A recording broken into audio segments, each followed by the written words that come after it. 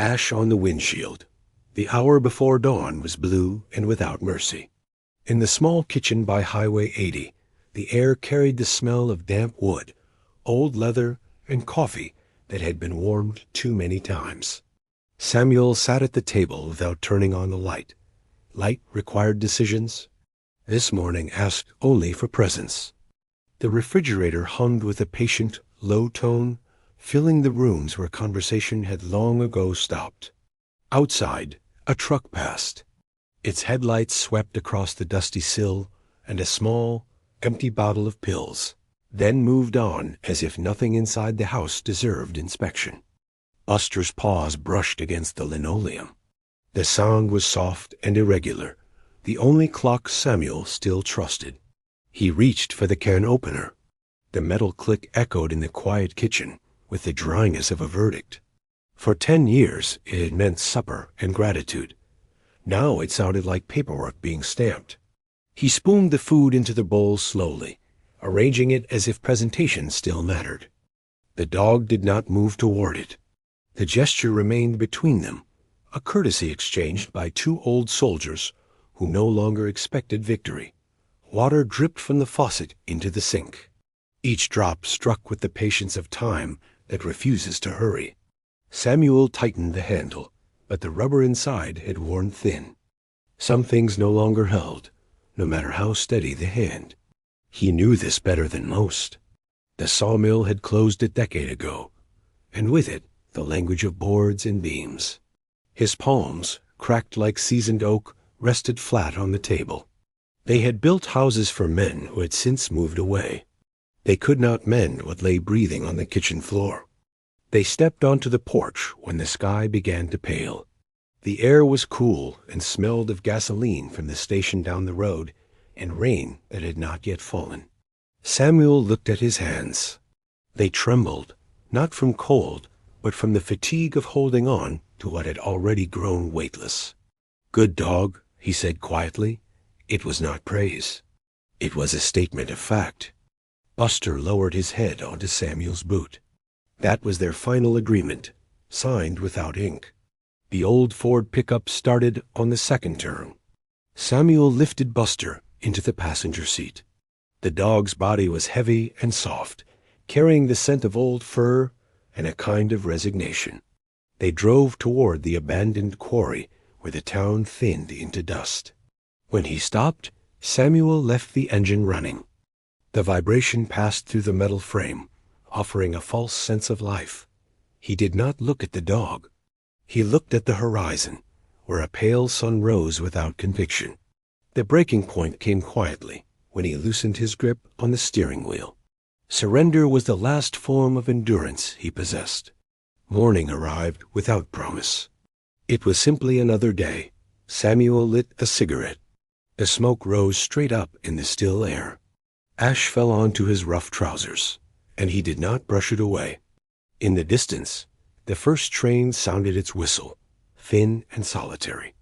The pickup stood by the roadside. Buster closed his eyes. Samuel drew in the cold air and let it settle inside him. There was no music, no absolution. Only the calm that comes when a man understands that, today, he no longer has to expect anything at all. The quarry lay open like an old wound that had stopped bleeding but never healed. Dust rested on the stones in a thin, patient layer, as if it had been waiting for them. Samuel kept the engine running. The hood trembled softly, a mechanical heartbeat that did not belong to either of them. Buster's breath came shallow and uneven. Each rise of his side seemed negotiated rather than given. Samuel placed his hand on the dog's ribs. Beneath his palm, the life he had known for 12 years moved with effort. He did not speak. Words would have turned the moment into something theatrical, and there was nothing theatrical about this. The sky brightened without warmth. A truck passed somewhere on the highway. Its sound reached them late, stripped of urgency. He thought of the years when Buster had leapt into the bed of this same pickup, paws sure, tail impatient. Back then the mornings had begun with sawdust in his hair, and the clean certainty of work waiting. Now there was only this, A seat worn thin, a steering wheel polished by decades of grip, and the weight of a decision that did not feel like one. Endurance had always meant staying. This morning it meant knowing when to stop. "Easy," Samuel said at last. The word was neither command nor comfort. It was habit. Buster's cloudy eyes shifted toward him, not searching, simply acknowledging. The dog trusted the hand on his side the way wood trusts the carpenter's measure, without question, without argument. That trust was heavier than grief. When it was over, the engine was still running. Samuel realized this only because the vibration no longer matched anything breathing beside him. He turned the key. The sudden silence filled the cab like water. Outside, the light had grown ordinary and indifferent. He sat for a while, with both hands resting on his knees, as if waiting for instructions that would not come. Then he opened the door, stepped onto the gravel, and closed it carefully, without unnecessary noise. Gravel shifted under Samuel's boots with a dry, indifferent sound. The quarry held the morning, the way an empty bowl holds light without preference. He walked around the truck slowly, as if measuring it for repair. The passenger door remained closed. Inside, the seat dipped slightly where Buster lay. Through the glass, the dog's body seemed already part of the stillness, as if it had been arranged there by time rather than by choice. Samuel opened the door. The air inside the cab was warm and faintly sweet with old fur. He slid his arms beneath the dog with the same care he once used to lift finished cabinets from a workbench. Weight had always been honest. It either yielded or it did not. Buster yielded now completely. Samuel felt no resistance, only the familiar heft of something that had trusted him to the end. He carried the dog a short distance from the truck. The ground was packed hard, threaded with pale weeds that had learned to live without water. There were no trees, no shade to dignify the place. He set Buster down gently, adjusting the paws so they rested naturally. The gesture was practical, not sentimental. A man closes drawers before leaving a room. It is the same principle. From the cab, a thin drift of cigarette smoke escaped through the open window and dissolved in the growing light. Samuel stood with his hands hanging at his sides. They no longer trembled. The trembling had belonged to decision. What remained was a blankness, similar to the quiet after a storm that never quite arrived. A freight train moved somewhere beyond the low ridge. Its whistle reached him flattened by distance. Samuel looked once at the horizon, then at the dog, and finally at his own palms. They were steady now, lined and dry as old timber. He nodded to no one in particular, returned to the truck, and shut the door with care. The engine started on the first turn this time. He did not look back as he drove toward the highway. The highway accepted him without comment. Trucks moved in steady intervals, their trailers long and anonymous, hauling things that still had destinations. Samuel merged slowly. The pickup's engine carried a new lightness, as if something essential had been removed from its balance. On the passenger seat, the fabric lay smooth and undisturbed. He kept his eyes on the road. At the first red light near the gas station, he stopped. The pump numbers flickered in the pale morning, counting fuel for men who would not remember the town's name by evening. Samuel watched the digits from a distance. They seemed to measure more than gasoline. He turned the radio knob once.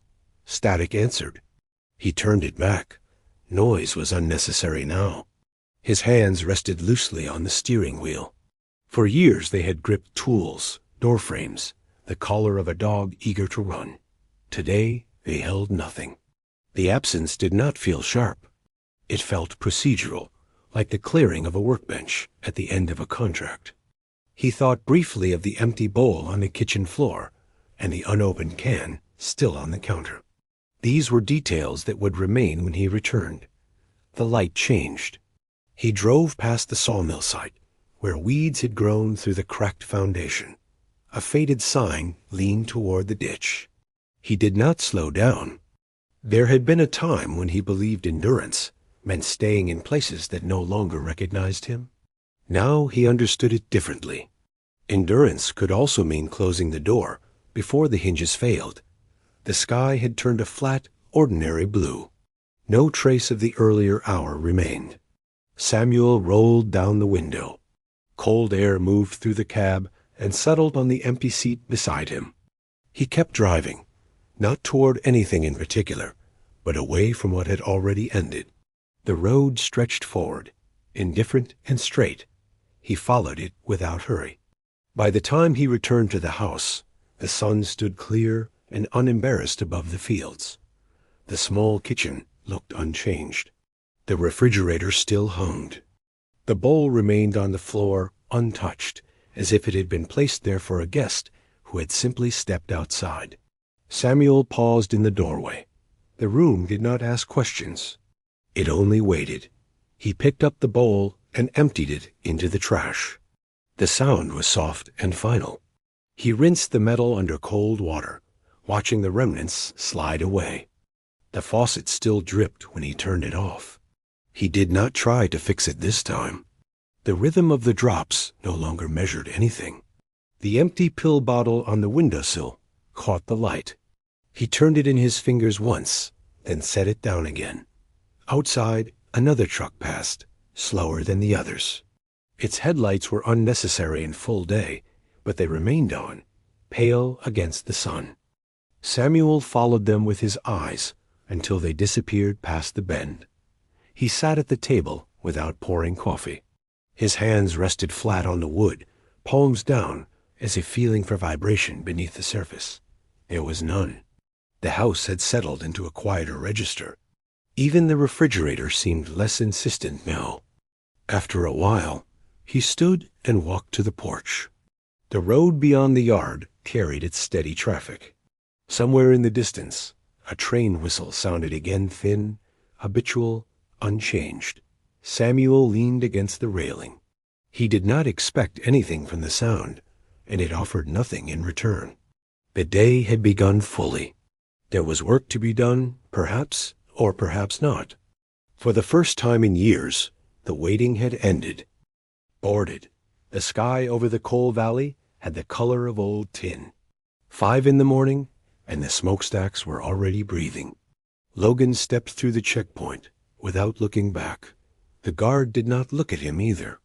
The air smelled of wet rubber and a cold that had not yet decided to arrive. He left his jacket open. In prison, he had dreamed of wind. Out here it moved past him as if he were another fence post. His old Ford waited where he had left it, paint dulled by ash. Soot drifted down from somewhere above, settling on the windshield like tired snow. He stood for a moment with the keys heavy in his palm. Metal had weight. Doors had weight. Even silence had weight. He counted his steps to the driver's side without meaning to. The body remembers what the mind tries to forget. The last stop was already lit. Inside, the smell of old grease and disinfectant clung to the booths. Logan took his usual seat, where the laminate had peeled back at the corners. Clur poured coffee without asking. The cup was white with a thin crack running down its side. He touched that crack with his thumb as if it were something alive. A small ritual. A thing that did not betray him. A group of young men in bright safety vests came in laughing, their boots new, their voices louder than the room required. Their energy struck the walls and fell back in fragments. Logan kept his eyes on the cup.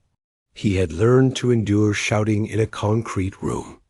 What he could not endure was this easy noise, this proof that time had not waited. Later he drove past the street that had once carried his name. The house stood boarded and mute. The swing set in the yard had rusted into a bent outline against the weeds. On the neighboring porch, Henry sat wrapped in a plaid blanket. As if the town were a draft he could outlast by patience alone. "You're back, Logan," he said without turning his head. They spoke about the weather. They always spoke about the weather. It was the only thing that still belonged to everyone. Logan looked at the patch where his garden had been. He remembered the weight of shears in his hand, the wet grass against his socks, the slow awakening of an apple tree under a pale Sunday sun. In prison, he had not dreamed of freedom. He had dreamed of tending something that would answer back by growing. Now there was only ash on autumn grass, and a fence he did not try to cross.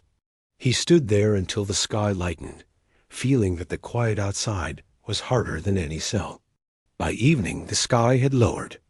The smokestacks no longer breathed, they exhaled. Logan finished his shift and did not feel the hours pass. Tires arrived in heaps and left in fragments. The machines tore them open with a patience that resembled mercy. He fed the belt, step after step, counting without numbers. The rhythm was familiar. It asked nothing from him except repetition. Outside, dusk pressed against the parking lot.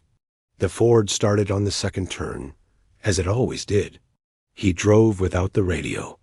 The highway lights flickered on one by one, pale and uncertain. He passed the turn toward his rented room and kept going. The road toward the old neighborhood had not changed. Only the houses had. Henry was still on the porch, though the blanket had slipped from one shoulder.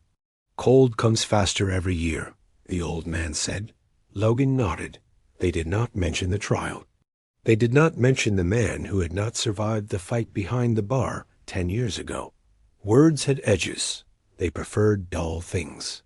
Logan walked to the fence again. In the yard, autumn grass lay flattened under a thin layer of ash drifting from the plant. He crouched and pressed his palm against the ground. It was dry, almost brittle.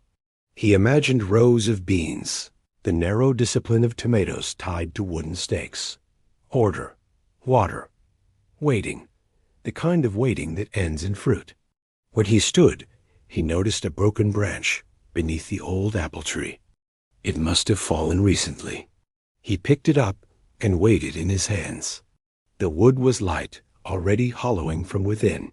For a moment he considered placing it in the truck bed, taking it with him as if it were evidence that something had once grown here. Instead, he laid it back down carefully, straight, parallel to the fence. Later he found Claire behind the diner, the glow of her cigarette moving in the dark. She handed him one without asking.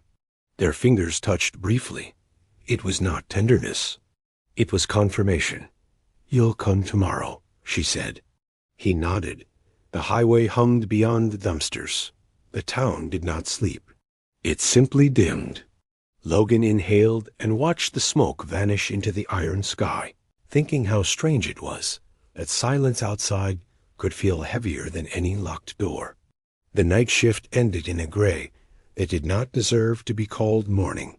Logan clocked out and stood a moment beneath the factory lamps. The light made every man look older.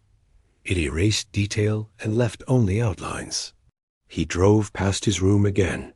The bed there waited like a folded apology. He did not feel ready to lie down. Instead, he stopped at a hardware store that opened too early for anyone with options. The bell above the door gave a tired ring. Inside, shelves carried tools that promised repair in neat rows. Logan walked slowly between them. His hands hovered over pruning shears, over packets of seeds sealed in thin paper. Beans, lettuce, carrots. He picked up a small pair of shears and weighed them. They felt right. He put them back. Outside, the wind had turned sharper. He drove to the old house and parked across the street. The boards on the windows were darker with moisture. Henry was not on the porch this time. The blanket lay folded on the chair, as if the old man had stepped inside for a moment and forgotten to return. Logan crossed the road and stood at the fence. He did not look around to see if anyone watched. He climbed it without thinking. The wood bent but did not break. In the yard, ash mixed with dew, turning the grass into a dull paste under his boots. He walked to the place where the garden had been. There was no clear border anymore, only a change in texture, a memory in the soil. He knelt and pressed his fingers into the earth. It yielded reluctantly. From the corner of his eye, he saw movement. Henry had come out after all, standing in the doorway. "You shouldn't be there," the old man called, not loudly. Logan did not answer. He pulled a small pocket knife from his jacket and began to draw a straight line in the ground. 1 row. It was crooked, but it existed. He stood and looked at it as if it were a verdict. When he climbed back over the fence, Henry did not speak again. The wind carried the smell of coal and something faintly sweet from far away. Logan returned to the truck and sat without starting it. His hands were dirty. For the first time since his release, the dirt did not feel like a reminder. It felt like work that might continue. Rain came without warning. Not a storm, only a steady fall that darkened the ash and pressed it into the soil. Logan drove back before dawn. The wipers moved in a slow, obedient arc. He parked in the same place and watched the yard through the wet windshield. The line he had cut into the earth was already blurred, but it had not disappeared. He crossed the fence again. The wood was slick under his palms. The ground gave way more easily this time. He knelt and used both hands, clearing a narrow strip with the patience of someone dismantling a machine. Mud gathered beneath his nails. He did not hurry. The rain soaked through his shirt and ran down his spine, but he stayed where he was. Henry appeared on the porch, holding the plaid blanket around his shoulders. He did not shout, he only watched. After a while, he stepped down the stairs and walked across the wet grass, stopping a few feet from Logan. "You'll ruin your boots," he said. Logan shook his head. Boots could be replaced. He did not say this aloud. From his pocket, he took a small paper packet. He had gone back to the store after all. The seeds were pale and unremarkable. He opened the packet carefully, as if it contained something fragile enough to bruise. With 2 fingers, he placed them into the shallow line. One by one. The rain fell harder, sealing them in without ceremony. They worked without speaking. Henry bent with difficulty and used the heel of his shoe to press the soil flat. It was not forgiveness. It was not approval. It was simply a shared motion. When they finished, they stood in the rain and looked at the dark strip of earth that marked the new row. The factory siren sounded in the distance, thin and metallic. Logan glanced toward it, then back at the ground. He was late. He felt the old instinct to run, to count the minutes, to measure the cost. Instead, he remained where he was a moment longer. The rain washed the ash from the grass, leaving it almost green again. Not bright, not hopeful, just green enough to prove that the season had not ended entirely. The rain stopped toward evening, leaving the town rinsed and dull. Logan finished his shift with mud still under his nails. The machines did not notice. They roared and swallowed rubber, as they always had. He moved among them with the same mechanical patience, but something in him resisted the rhythm. He was aware of the hour in a way he had not been before. He did not go to the diner. He drove straight to the old street. The yard was darker now, the soil holding the last of the day's moisture. The line they had pressed flat lay quiet and undisturbed. No miracle, no green thread pushing through. Only earth that had been touched by hands that remembered how. Henry was back on the porch. A small lamp burned beside him, turning his face into a map of fine lines. "You're late for your sleep," he said. Logan shrugged. Sleep had never waited for him. It had always been taken. He leaned against the fence and watched the yard as if it might speak. From the highway came the long, low hum of trucks passing through without slowing. Their lights slid briefly across the boarded windows and were gone. Logan felt the old weight in his chest, the one that had followed him out of the cell and into every room since. It was not guilt anymore. It was the knowledge that time does not circle back. It only layers itself, like ash. Claire's car turned the corner unexpectedly and stopped at the curb. She stepped out, still in her work apron. "Henry said you'd be here," she said. She did not smile. She walked to the fence and looked at the dark strip of soil. "You planted something." It was not a question. Logan nodded. The three of them stood there in the weak lamplight, facing a piece of ground that showed nothing.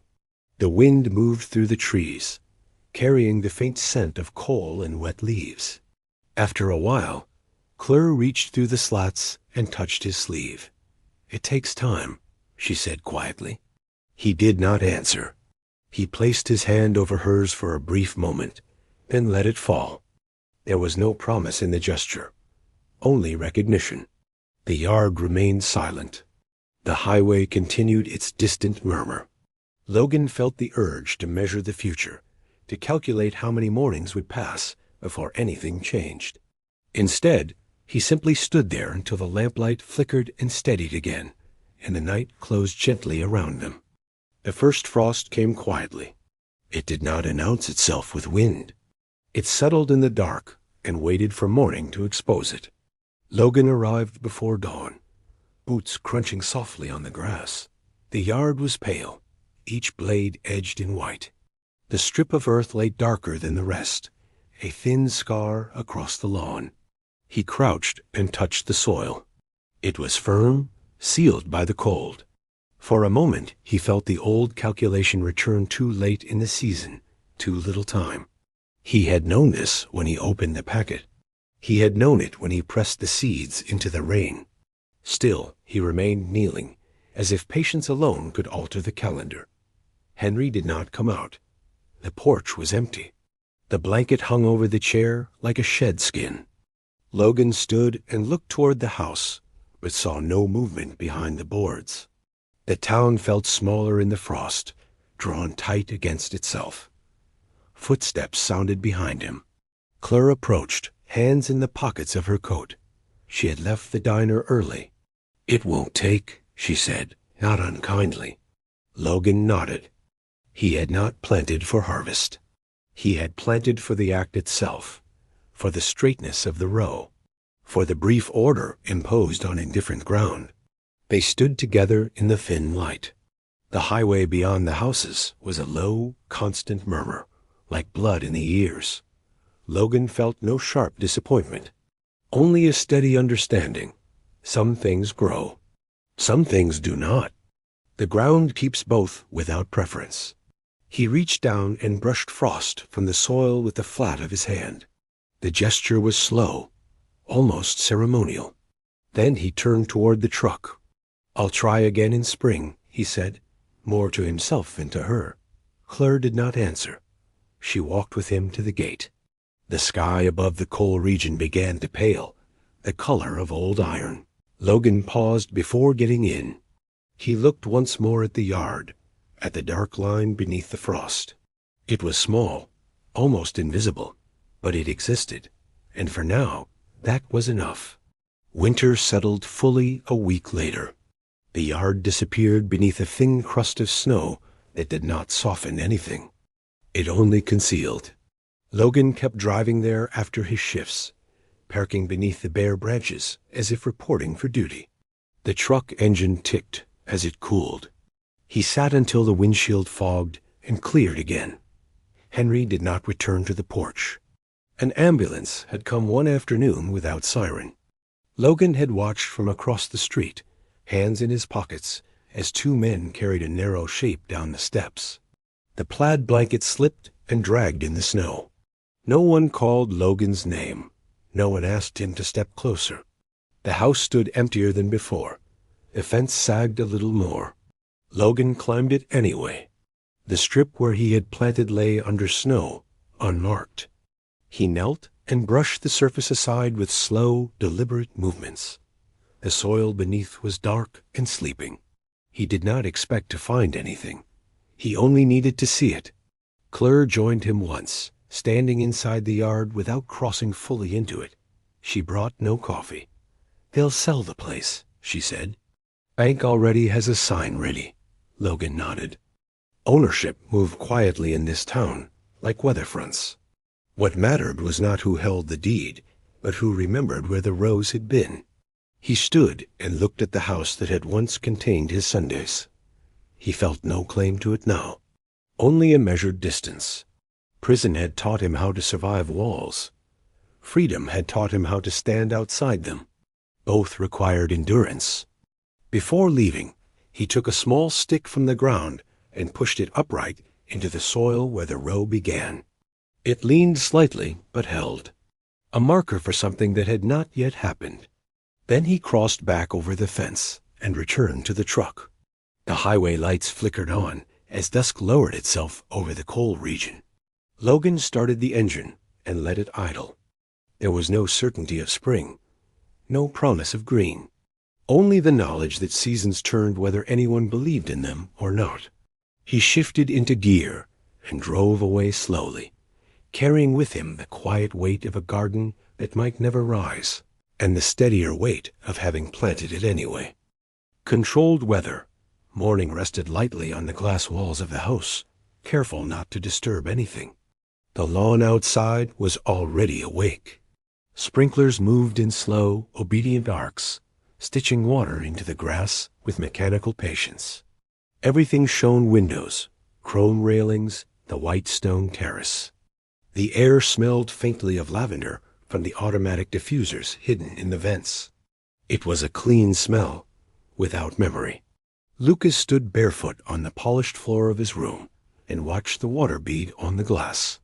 His bed was wide and untouched, the sheets pulled tight by someone else's hands. The furniture had sharp edges and no scratches. Even the books on the shelf looked as if they had been placed there for balance, not for reading. He ran his fingers along the silk curtain. It slid through his hand like something that had never known friction. Downstairs, a new sports car waited in the driveway. The black surface of the Porsche reflected the sky so precisely that the house seemed to float on its hood. Lucas did not think about speed. He listened to the engine when he started it, its low vibration, contained and disciplined. It purred like a machine built to avoid suffering. He rested his palms on the steering wheel, a moment longer than necessary, feeling the tremor travel into his wrists. He drove without setting a destination. The highway unrolled in front of him, gray and indifferent. Trucks passed, their sides dusted with miles. He left the main road and followed a cracked side street toward the edge of town, where an abandoned factory leaned against the horizon. Rust crawled along its walls. Windows were broken, not carefully removed, but simply given up on. The air here carried metal and old rain. Lucas stepped out and closed the door softly, as if he were afraid to wake something. In the Porsche's polished side panel, the factory appeared again, bent, tired, real. He stood between the two images, one smooth and expensive, the other flaking into the ground. He inhaled. The breath felt heavier here. It did not smell of lavender. It smelled of dust and something that had once burned. The diner on Route 62 did not try to impress anyone. Its neon sign flickered even in daylight, the red letters humming against the pale sky. Lucas parked the Porsche beside a pickup truck with a cracked windshield and a ladder tied down with rope. The sports car looked like an imported mistake among the dull, practical vehicles. Inside, the air was thick with old grease and overboiled coffee. The floor tiles had lost their pattern under years of shoes. Lucas chose a booth by the window where the vinyl stuck lightly to his jacket. He ran a finger along the table's edge and felt the dried ridges of something that had once been wiped away. It was imperfect, and because of that, it seemed settled. Sarah brought the coffee without asking how he liked it. A cup was chipped near the handle. She set it down and looked at him the way one looks at weather, without curiosity, without judgment. Her apron carried the faint smell of onions and detergent. There was no lavender here, no attempt to soften the air. He tasted the coffee. It was too strong and slightly burned. It did not apologize. The heat spread slowly through his mouth and down his throat. He let the bitterness stay. Outside, a truck pulled away, coughing dark exhaust into the morning. The sound lingered longer than it needed to. Sarah wiped the counter with a gray cloth and did not speak. Lucas watched the steam lift from his cup and fade into nothing. In the reflection of the diner window, he saw the outline of his car behind him, smooth, silent, waiting. For the first time that day, he did not feel hurried. The coffee cooled. No one tried to replace it. The road to Elijah's workshop narrowed into gravel and shallow ruts. Trees stood close on both sides, their branches dusty from passing trucks. Lucas drove slowly, the Porsche's low frame uneasy on uneven ground. Stones struck the underside with small, accusing sounds. The workshop leaned slightly, as if tired of standing. Its corrugated metal roof was patched in darker sheets. The door was open. Inside, the light was yellow and patient. Tools hung from nails driven into wood that had darkened with oil. The air smelled of iron filings, tobacco, and something old that refused to leave. Elijah stood at a workbench, his back bent over a dismantled engine. He did not look surprised to see the car outside. He wiped his hands on a rag that had once been white and nodded once, not in greeting, but in acknowledgement of presence. Lucas felt the quiet settle between them like dust. "Hold this," Elijah said, passing him a metal bracket without further explanation. The piece was heavier than it looked. Cold at first, then slowly warming in Lucas's palm. Grease marked his fingers, creeping into the lines of his skin. He did not wipe it away. He watched Elijah tighten a bolt with slow precision. The wrench clicked in measured intervals, each sound final and deliberate. The Porsche waited outside, its polished surface catching fragments of the workshop in its reflection wood beams. Hanging chains, the open hood of another car. Inside, nothing shone. Parts were reused. Screws were sorted in old coffee tins. Lucas looked at his hands again, now dark under the nails. The dirt did not feel like damage. It felt like proof that something had been touched and not replaced. Dinner was served at exactly 7. The table was already set when Lucas came downstairs. Silverware aligned with quiet precision, plates white and unmarked. A narrow vase stood in the center, with flowers that had no scent. The house carried the same filtered calm as in the morning. His father spoke about markets before sitting down. Numbers moved easily in his voice. Growth, correction, opportunity. Mother added something about new neighbors and a renovation across the lake. Their words floated above the table like decorative light bright, without weight. The forks touched porcelain. The sound was thin and clear, like ice cracking on shallow water. Lucas cut into the meat. It yielded cleanly. Everything on his plate had been measured. Salt, temperature, color. He chewed and tried to locate a taste. It was there, technically, but it did not stay. No one asked where he had been. No one needed to. His absence fit easily into the room, like another polished object. He watched the chandelier reflect itself in the dark window behind his parents. Outside, the lawn lights had turned on automatically, outlining the grass in patient symmetry. When the meal ended, the plates were removed without noise. The table returned to its earlier perfection. Lucas remained seated a moment longer, listening to the quiet settle back into place. It was not a hostile silence. It was simply complete, leaving no space for anything that might stain it. Rain began without warning.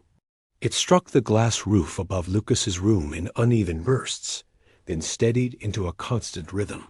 The sound was firm, unpolished. It did not ask permission to be heard.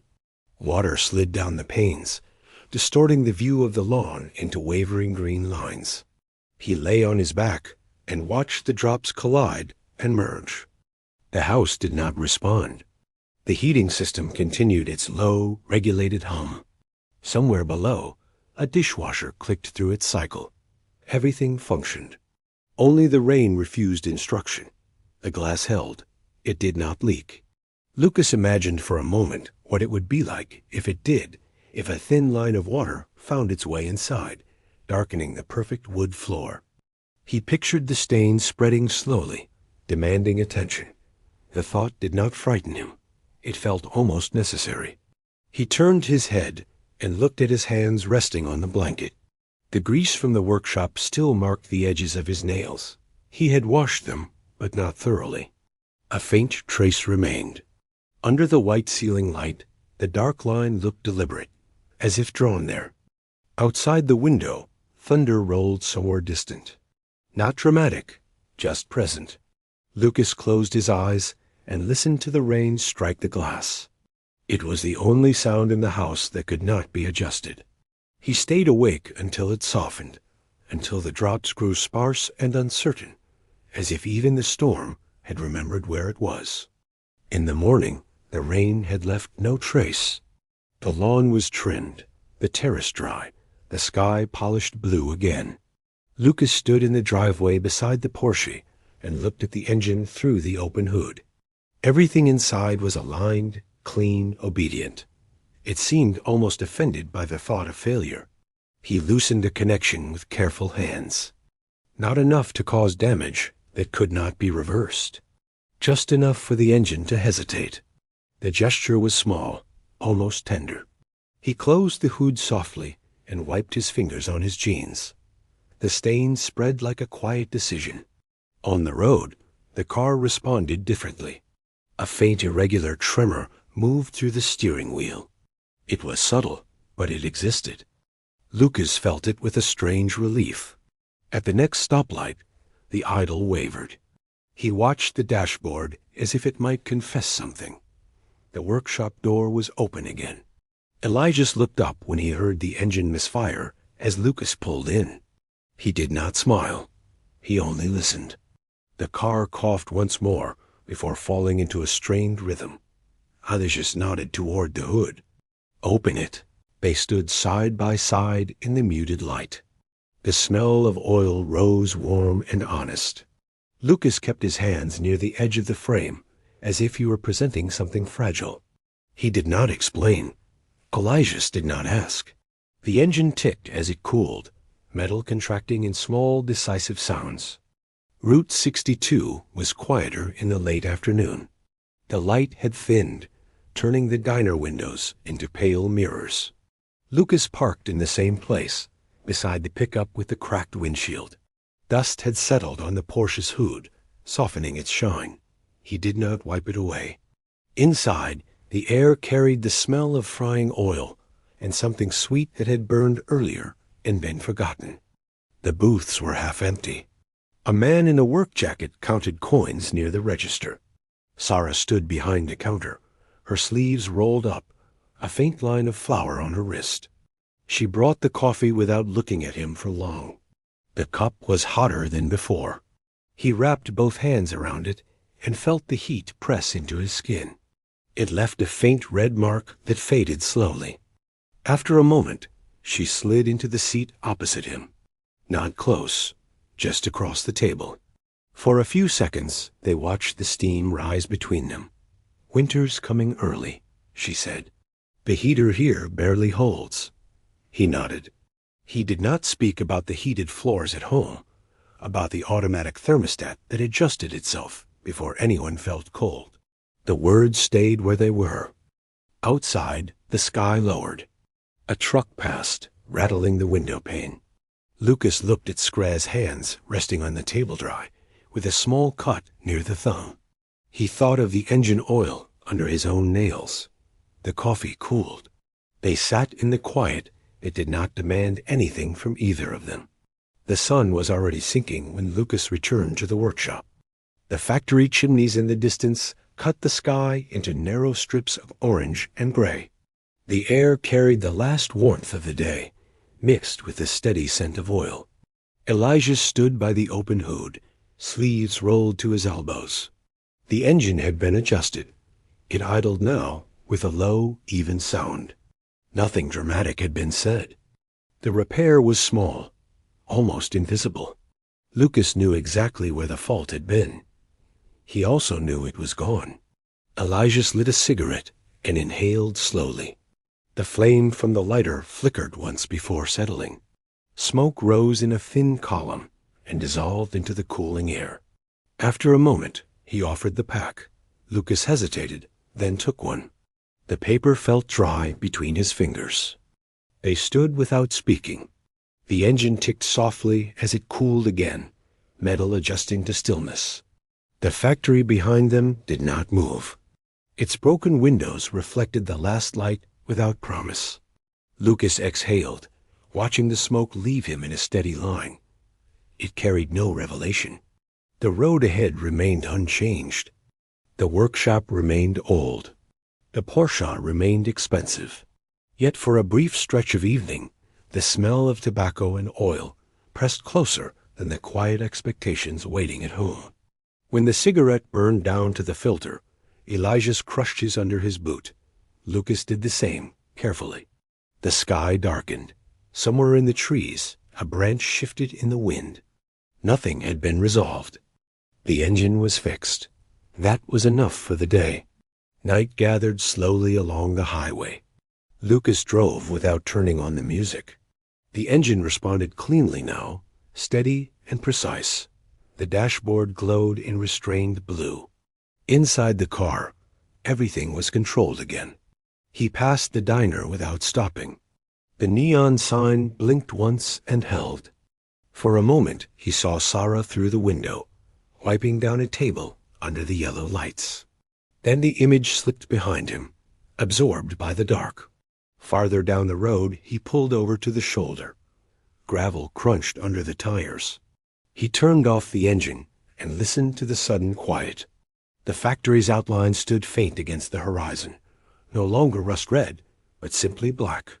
He stepped out and bent toward the ditch. The ground was damp from yesterday's rain. He pressed his fingers into the soil and closed his hand around it. The mud was cool and heavy. It clung to his skin without apology. For a moment, he looked at his clean jacket, at the smooth lines of the car beside him. Then he opened his hand and let the earth remain where it was. He did not wipe it away. He got back into the driver's seat and started the engine. The headlights cut a narrow path into the darkness. He followed it, not faster, not slower, just forward. The house was quiet when Lucas returned. The lights along the driveway turned on as he approached, recognizing the car before anyone else did. A garage door lifted smoothly. He parked inside and sat a moment longer, watching the reflection of the ceiling lamps ripple across the windshield. Inside, the air was warm and evenly tempered. No trace of rain, no trace of road. His parents' voices drifted faintly from another room low, measured, discussing something that required calculation. He removed his jacket and placed it carefully over the back of a chair. A thin line of dried mud marked the cuff. In his room, the glass roof reflected the night sky without revealing it. The stars were faint beyond the polished surface. Lucas stood by the window and looked down at his hands. The soil had dried in the creases of his skin. It did not belong here, yet it remained. He did not feel lighter. The house had not changed. The lawn would be watered again in the morning. The car would start without hesitation. Nothing had shifted into place. Yet he no longer mistook the glass for air. Lucas lay down on the untouched bed. The sheets were cool and smooth. He did not try to sleep immediately. He listened to the quiet that filled the room like clear water. It was not hostile. It was simply there. He closed his eyes and let it stay, without asking it to become anything else. Dust of echoes on vinyl. The club called the Rust Belt stood beside the highway like a warehouse that had forgotten its original purpose. Beyond it, the cornfields sagged in late-season exhaustion, their leaves dry as paper. Trucks passed without slowing. No one came here by accident. Inside, the air carried layers. Cheap cologne, sweat soaked into old wood, disinfectant that never quite defeated what it tried to erase. The neon letter R above the bar flickered with a thin, irritated buzz, as if the building itself were tired of glowing. Everett stood behind the booth, his shoulders slightly bent, as though he were still bracing against factory noise that no longer existed. His hands were broad and scarred, knuckles swollen from older labor. They did not look made for delicate things. Yet they moved carefully over the mixer, setting levels, adjusting balance, lowering the needle with a patience that bordered on reverence. There was no celebration in the room, only rhythm, a mechanical pulse that allowed people to avoid speaking. Men leaned toward one another and shouted without listening. Women laughed too loudly, as if to prove they were still capable of it. The bass filled the empty places between them. Sloane moved among the tables like a shadow that had learned to carry a tray. 30 years old, perhaps younger in better light, perhaps older in truth. She wiped the same corner of the same table again and again, slow circular motions that erased nothing.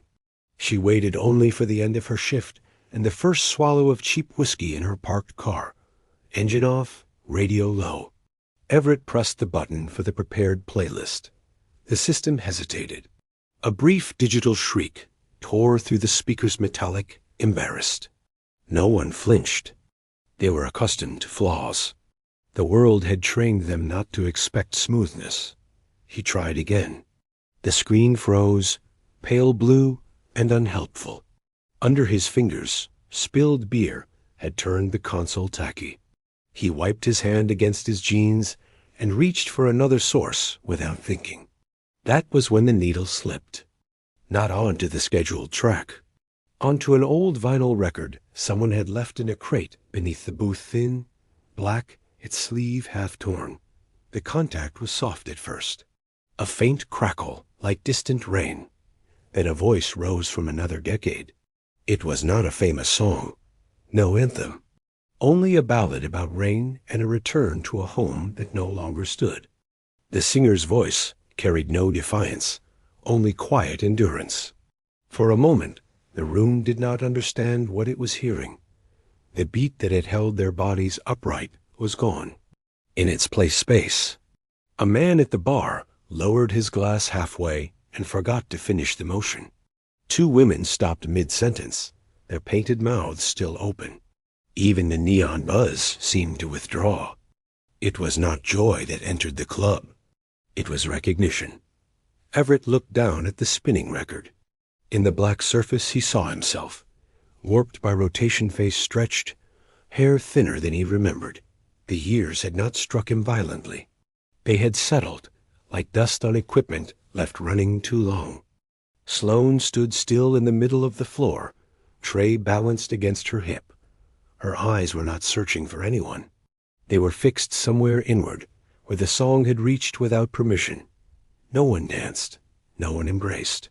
They listened as if to a confession spoken on their behalf. The lyrics named a hope that had ended 30 years earlier.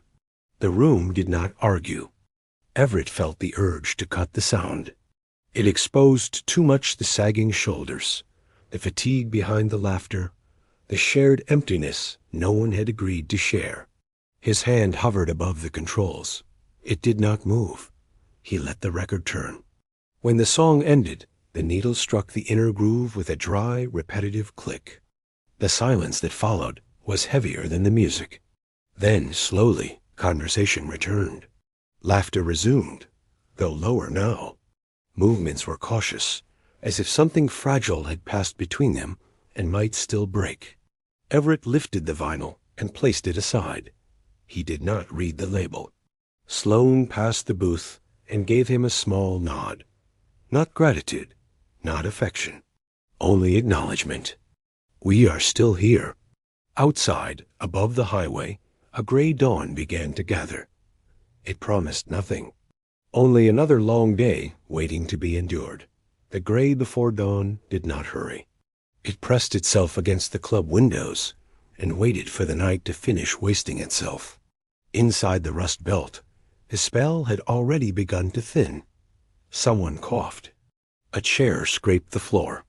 Glass touched wood with unnecessary force, as if to reassert weight.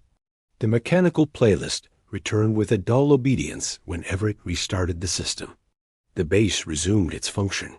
It did not inspire. It concealed. He stood motionless for a few seconds longer than required. The console blinked again, error message, then compliance. The music was louder now, almost aggressive in its eagerness to erase what had happened. Everett adjusted the levels without looking. His fingers moved from memory, not intention. In the factory, he had once corrected the alignment of steel plates by sound alone. Now he corrected distortion. Near the bar, the older man who had lowered his head during the ballad lifted it again. His eyes were clear, almost irritated. Whatever had surfaced in him was already being denied. He finished his drink in a single swallow and signaled for another. Sloane resumed her orbit. She collected glasses that did not need collecting, wiped surfaces that were already clean. Her movements were slower now, but more deliberate. The corner of the table received the cloth again, and again, a ritual against recognition. At the edge of the dance floor, two men laughed too loudly at nothing specific. A woman checked her reflection in the dark screen of her phone, smoothing hair that did not require smoothing. The room was determined to restore its original temperature. Everett bent down and retrieved the vinyl he had set aside. He turned it in his hands. The sleeve was soft from years of storage, the edges worn pale. There was no nostalgia in him, only a sensation similar to touching an old tool, something once useful, now without a place. He slid it back into the crate. The digital system crackled once more, a faint stutter that sliced through the beat. No one reacted. Imperfection had become part of the contract here. The club did not promise coherence. It promised volume. Sloane approached the booth with an empty tray. "You okay?" she asked, not looking at him directly. Her voice was neutral. It carried no curiosity. Everett nodded. It was not an answer. It was maintenance. She remained for half a second longer than necessary, then turned away. The neon R flickered again, its buzz steady and thin. Outside, the first truck of morning roared past on the highway, unseen. Everett placed both hands on the edge of the console and leaned forward slightly. The rhythm continued. The people resumed their patterns. Nothing had changed, visibly. Yet beneath the beat, something remained unsettled. Not hope, not regret. Only the awareness that for one suspended minute, the noise had peeled away, and everyone in the room had recognized the same absence. The night thinned, but did not surrender. The club lights dimmed further, not out of design, but exhaustion. Sweat cooled on skin. Conversations fractured into smaller, quieter pieces. Everett adjusted the tempo by a fraction. No one would notice. The rhythm remained functional, but he felt the faint resistance in it now, like a machine forced to operate past its intended life. He watched the crowd without focusing on any one face. They were not dancing for pleasure. They were occupying space. Behind the bar, bottles reflected the rotating lights in broken fragments. Sloane poured drinks with the same controlled economy she had learned years ago. Her wrist tilted, returned, tilted again. Measured, clean. She did not spill. A young couple near the speakers tried to restart the earlier frenzy. Their movements were sharper, exaggerated. Their laughter sounded rehearsed. It lasted less than a minute. Everett's eyes drifted toward the crate beneath the booth. He did not intend to touch it again. The playlist was stable now. The digital system, though aged, obeyed. The night could end without incident. That would have been the proper conclusion. Instead, he crouched and opened the crate halfway. The vinyl sleeve lay where he had placed it. He stared at it as one might look at a closed door in a hallway that had not existed before tonight. There was no longing in him, only curiosity about what had already been exposed. He slid the record out and held it by its edges. The surface caught the booth light in a thin crescent. He saw his reflection again, less distorted this time, though no less tired. For a moment he did nothing. The track currently playing neared its end. The beat began to decelerate into its artificial fade. Everett could have allowed the next digital file to take over automatically. The crowd would have continued in their muted simulation of celebration. Instead, he placed the vinyl on the turntable with deliberate care. His hand hovered above the lever. This was not rebellion. It was not courage. It was simply refusal to pretend the earlier minute had not occurred. He lowered the needle. The crackle returned softer now, almost intimate. A different song this time, slower, not about return, but about staying too long in a place already emptied of meaning. The reaction was subtler than before. No visible shock, no glasses frozen mid-air, but the volume of the room shifted downward as if someone had removed oxygen. Conversations tapered off without announcement. The young couple stopped trying. The older man at the bar did not look up, but his grip on the glass loosened. Sloane paused behind the counter. She did not face the booth. Her shoulders simply ceased moving. Everett kept his gaze on the rotating record. The sound was imperfect warm, slightly worn, undeniably human. It did not command the room. It revealed it. He felt something align inside him, not hope, not ambition. Alignment like a gear, finally engaging after slipping for years. The club did not transform. The walls remained stained. The neon still flickered. The highway outside continued its indifferent flow. Yet in the space between notes, something settled. Not nostalgia, recognition. And Everett understood, without articulation, that the room had not needed more noise. It had needed permission to stop pretending it was alive. The second ballad did not rise. It settled. Its melody moved through the room like dust through light visible, only because everything else had stilled. The bass from the digital system had trained their bodies to react. This music asked nothing. It simply remained. The dance floor emptied without announcement. The young couple separated first. They did not argue. They just stepped apart, as if remembering separate destinations. The older man at the bar placed both hands flat on the counter and lowered his head, not in grief, but in fatigue. He had carried something for years. The song did not remove it. It named it. Sloane stood behind the bar, one glass in her hand, half polished. The cloth hung motionless. For the first time that night, she looked directly toward the booth. Everett did not return her gaze. He watched the needle trace its circular path, a small arm following a groove cut decades earlier by someone who had already disappeared. The record turned with steady patience. It did not rush toward its ending. He felt exposed, not individually, but structurally. As if the booth were transparent, and the room could see the outline of what he had once been. Factory floors at dawn, metal striking metal, the rhythm of production that had given his life measurable shape. That rhythm had ended without ceremony. Tonight, this one replaced it, fragile, analog, unwilling to lie. A man near the exit wiped at his eyes and pretended it was sweat. A woman lit a cigarette she would not finish. No one danced.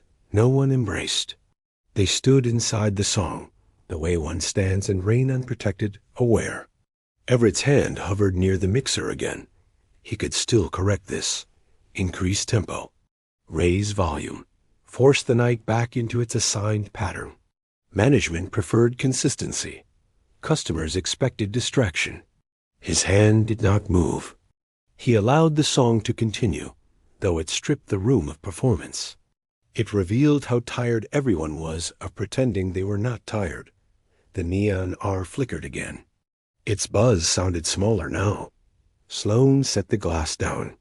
She stepped out from behind the bar and walked halfway across the floor, not toward anyone, not away.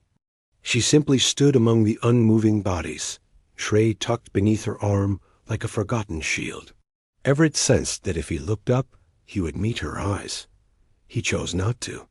The song approached its final refrain. The singer's voice thinned, not from weakness, but from acceptance. It did not promise repair. It did not ask forgiveness. It stated what remained after hope had expired. When the last note faded, the silence that followed was not abrupt. It expanded. Then came the dry, repetitive click of the needle in the inner groove. No applause, no complaint, just breathing. Everett stepped forward and lifted the tone arm gently. The room inhaled at the same time, though none of them acknowledged it. The fracture had occurred quietly. No one would speak of it tomorrow. But it had happened. For a moment after the needle lifted, no one moved. The silence did not demand reaction. It simply occupied the room like a final guest, unwilling to leave. The neon R hummed with its thin persistence. Somewhere in the back, a glass tipped and rolled once before settling on its side. Everett removed the vinyl from the turntable with careful hands. He held it upright, as though the grooves might still be warm. The surface reflected the club lights in dull arcs. He did not study the label. He did not need the title.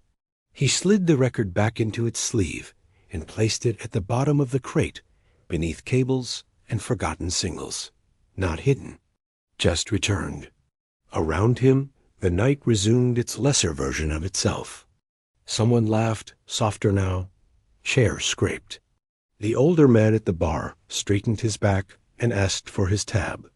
The young couple moved toward the exit separately, not in anger, not in tenderness, simply parallel. Sloane crossed the floor slowly, collecting empties. When she reached the booth, she did not stop fully.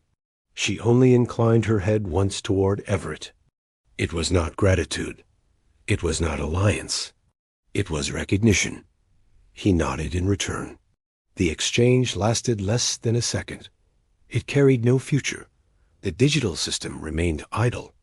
Everett did not restart it. There was no need. The night had already thinned beyond repair. Those who remained stood in smaller groups, speaking in ordinary tones, as if careful not to disturb something fragile that had passed through. Everett wiped the console with a dry cloth. The beer had hardened along the edges. He scraped it gently with his fingernail. The act was simple, repetitive, maintenance. Through the narrow window near the ceiling, the first shade of morning began to form. Not pink, not gold, just gray. Outside, the highway carried its first freight trucks eastward. Their engines did not slow for the club. They never had. Sloane switched off the bar lights one row at a time. The room dimmed in measured intervals.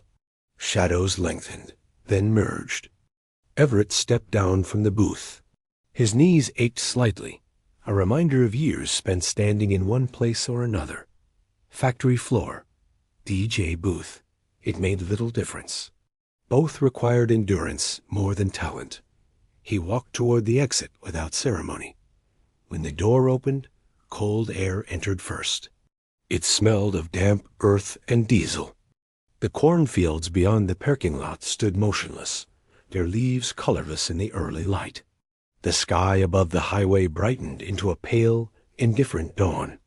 It promised nothing. Everett paused on the threshold, neither inside nor fully outside. Behind him, Sloane locked the door. The click was precise. They did not speak. They stood for a second in the gray, two figures outlined against a building that had briefly remembered something it could not keep. Then the moment passed. Everett turned toward the parking lot. Another day waited, long and unremarkable. The air was clear of music. Only the low, distant sound of trucks remained steady, mechanical, endless. Form against collapse, the wind entered before anyone else did. It moved through the broken upper window of the abandoned Midwest Trust Branch in a small Indiana town, and carried with it the thin smell of mold and old paper. Dust lifted from the marble counter in slow spirals, as if rehearsing a dance no one had come to watch. Archer sat behind the only intact desk, spine straight, jacket buttoned. In front of him lay an empty Parker pen and a rusted box of paper clips. Outside, the street lamp flickered against the dusk, its pulse irregular, like a heart that had learned to beat without conviction. He came every morning at 9.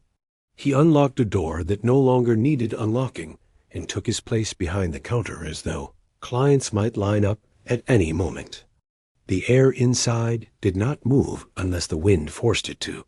He wiped the marble with the edge of his sleeve, careful, methodical. The gesture repeated itself each hour. Paper cup of coffee cooled beside him, leaving a brown ring that he never removed. It was a record of time. He preferred records to memories. Ray entered without knocking. She brought with her the smell of gasoline and the impatience of youth. Her boots clicked on the cracked tiles, too loud for the room. She did not believe in him, but she believed even less in the emptiness outside. "What do you do with debt?" she asked, leaning against the counter as if it still separated two different worlds. Archer did not look at her. He watched the dust twist in the late light. "Invest in silence," he said. "It's the only thing in America still gaining value." She frowned, not because she did not understand, but because she did. There had once been another city, another office, where Archer had offered similar advice with graphs and polished shoes. He recognized the hunger in her eyes, the need for a plan, a structure, a promise that numbers could be persuaded to behave. He knew there was no plan now. Only wind through cracks in plaster. He felt no pity. Only a steady fatigue, like a ledger balanced too many times.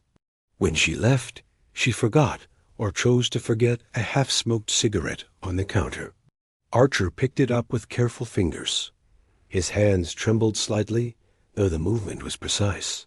He lit it and watched the smoke rise toward the broken window. The wind caught it and scattered it without ceremony.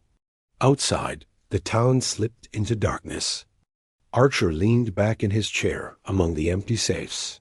He did not go home. The building was home enough. The street lamp flared once more, illuminating his face, not with hope, only with light, and then resumed its tired rhythm. Morning arrived without color. The sky above the town was a pale sheet, stretched tight over roofs that had forgotten what they were built for. Archer was already seated behind the counter when the first truck passed on the highway. He noted the sound the way a banker once noted deposits, without interest, but with discipline. He had brought a small ledger from home, its pages yellowed, its spine cracked. He opened it and began to write names that no longer belonged to anyone.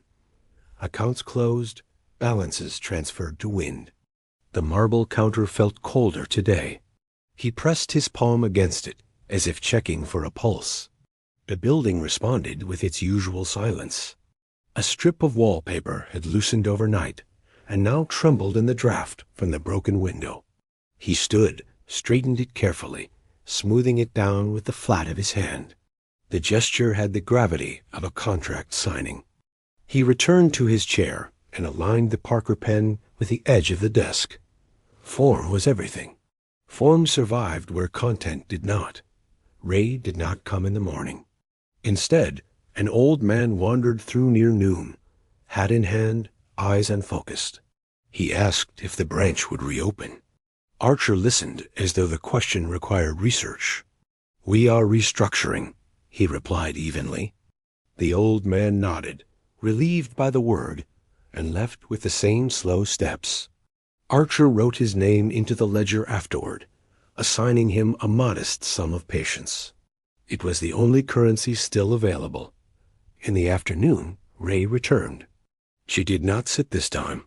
"You're serious, aren't you?" she said, glancing around at the cracked tiles and empty teller windows. Archer adjusted his cuffs. "Seriousness is cheap," he answered. "It costs nothing to maintain." She laughed, but the sound was brief, almost brittle. For a moment he saw himself in her before irony had replaced expectation, before dignity had become a costume worn to endure collapse. When she left again, the wind grew stronger. It pushed dust across the counter, erasing the faint ring left by yesterday's coffee. Archer watched the mark disappear. He felt no alarm. He simply took the ledger and wrote one more entry. Asset routine, liability, hope. Then he closed the book and sat back. The town outside continued to function in small, tired movements. Inside, the branch held its shape. That was enough for now. The third day began with rain that never quite committed to falling. It hovered in the air, turning dust into a thin paste along the window frames. Archer arrived damp at the shoulders, though he carried no umbrella. He preferred the weather unmediated. Inside, the bank smelled heavier wet plaster, old carpet, something faintly metallic. He placed his ledger on the desk and wiped a small circle clear on the marble, as if preparing space for a transaction that might yet occur. He rearranged the objects again, the empty Parker pen, the rusted paper clips, the cold coffee cup replaced by a fresh one that would soon resemble the last. The ritual did not soothe him. It simply prevented collapse from becoming visible. Through the broken upper pane, the wind entered in uneven breaths. The wallpaper strip had finally surrendered and now hung like a tired flag. Archer did not fix it this time. He allowed it to move. Ray arrived later than usual. Rain on her hair, anger on her face. "They're cutting hours at the station," she said without greeting. "Said sales are down." She paced between the teller windows, her boots leaving faint prints on the damp tiles. Archer listened, hands folded. "Markets correct themselves," he said quietly. She stopped. Correct to what? The question stayed in the air, longer than the rain outside. He looked at her then, properly, perhaps for the first time. In her restlessness, he recognized the same calculation he had once performed in conference rooms. How to reduce loss, how to disguise fear as strategy. "To smaller expectations," he answered. "That's the only stable ground left." She shook her head. "You talk like it's normal." Archer almost smiled. Normal is only repetition with better lighting. When she left, she did not slam the door. The rain had steadied by then, tapping against the glass in patient intervals. Archer stood and walked to the row of empty safes. He opened one, then another. Inside, only darkness and the faint scent of iron. He closed them carefully. Back at the desk, he drew a line through yesterday's entries in the ledger. Not erased, just acknowledged. Outside, the street lamp flickered on early in the gray afternoon. Archer watched it struggle against the rain and thought, without bitterness, that endurance and futility often looked the same from a distance. The fourth morning carried a clearer light, almost indifferent in its brightness.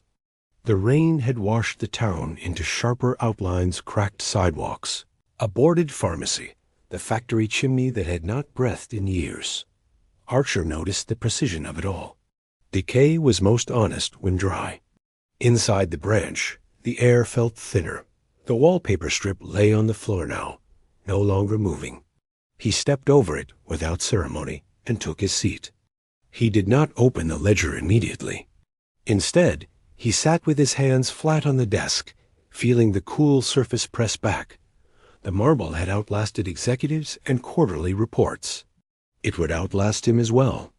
The Parker pen rolled slightly in the draft from the window and tapped against the edge. A small sound, but insistent.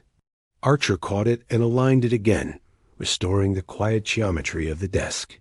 There were few things left he could still correct. Ray entered without hesitation.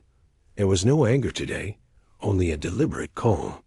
She placed a folded envelope on the counter. "Final notice," she said. "Student loans." She did not look at him when she spoke. Archer glanced at the envelope, but did not touch it. "Paper is patient," he replied. "It waits longer than people do." She let out a breath that might have been a laugh. "You're not helping." He considered that. Once, he had believed help meant direction arrows on charts, forecasts drawn in blue ink. Now he understood that direction required a destination. "There is no helping," he said quietly. "Only surviving the noise." Ray looked around the empty hall. "This is noise to you?" Archer listened to the wind thread through the broken pane, to the faint hum of traffic far off. "Yes," he said. "It used to be louder." She picked up the envelope again and slipped it back into her jacket. At the door, she paused. "Why do you keep coming here?" Archer did not hesitate. "Because it still has walls." After she left, he finally opened the ledger and turned to a blank page. He did not write names this time. He wrote only a date.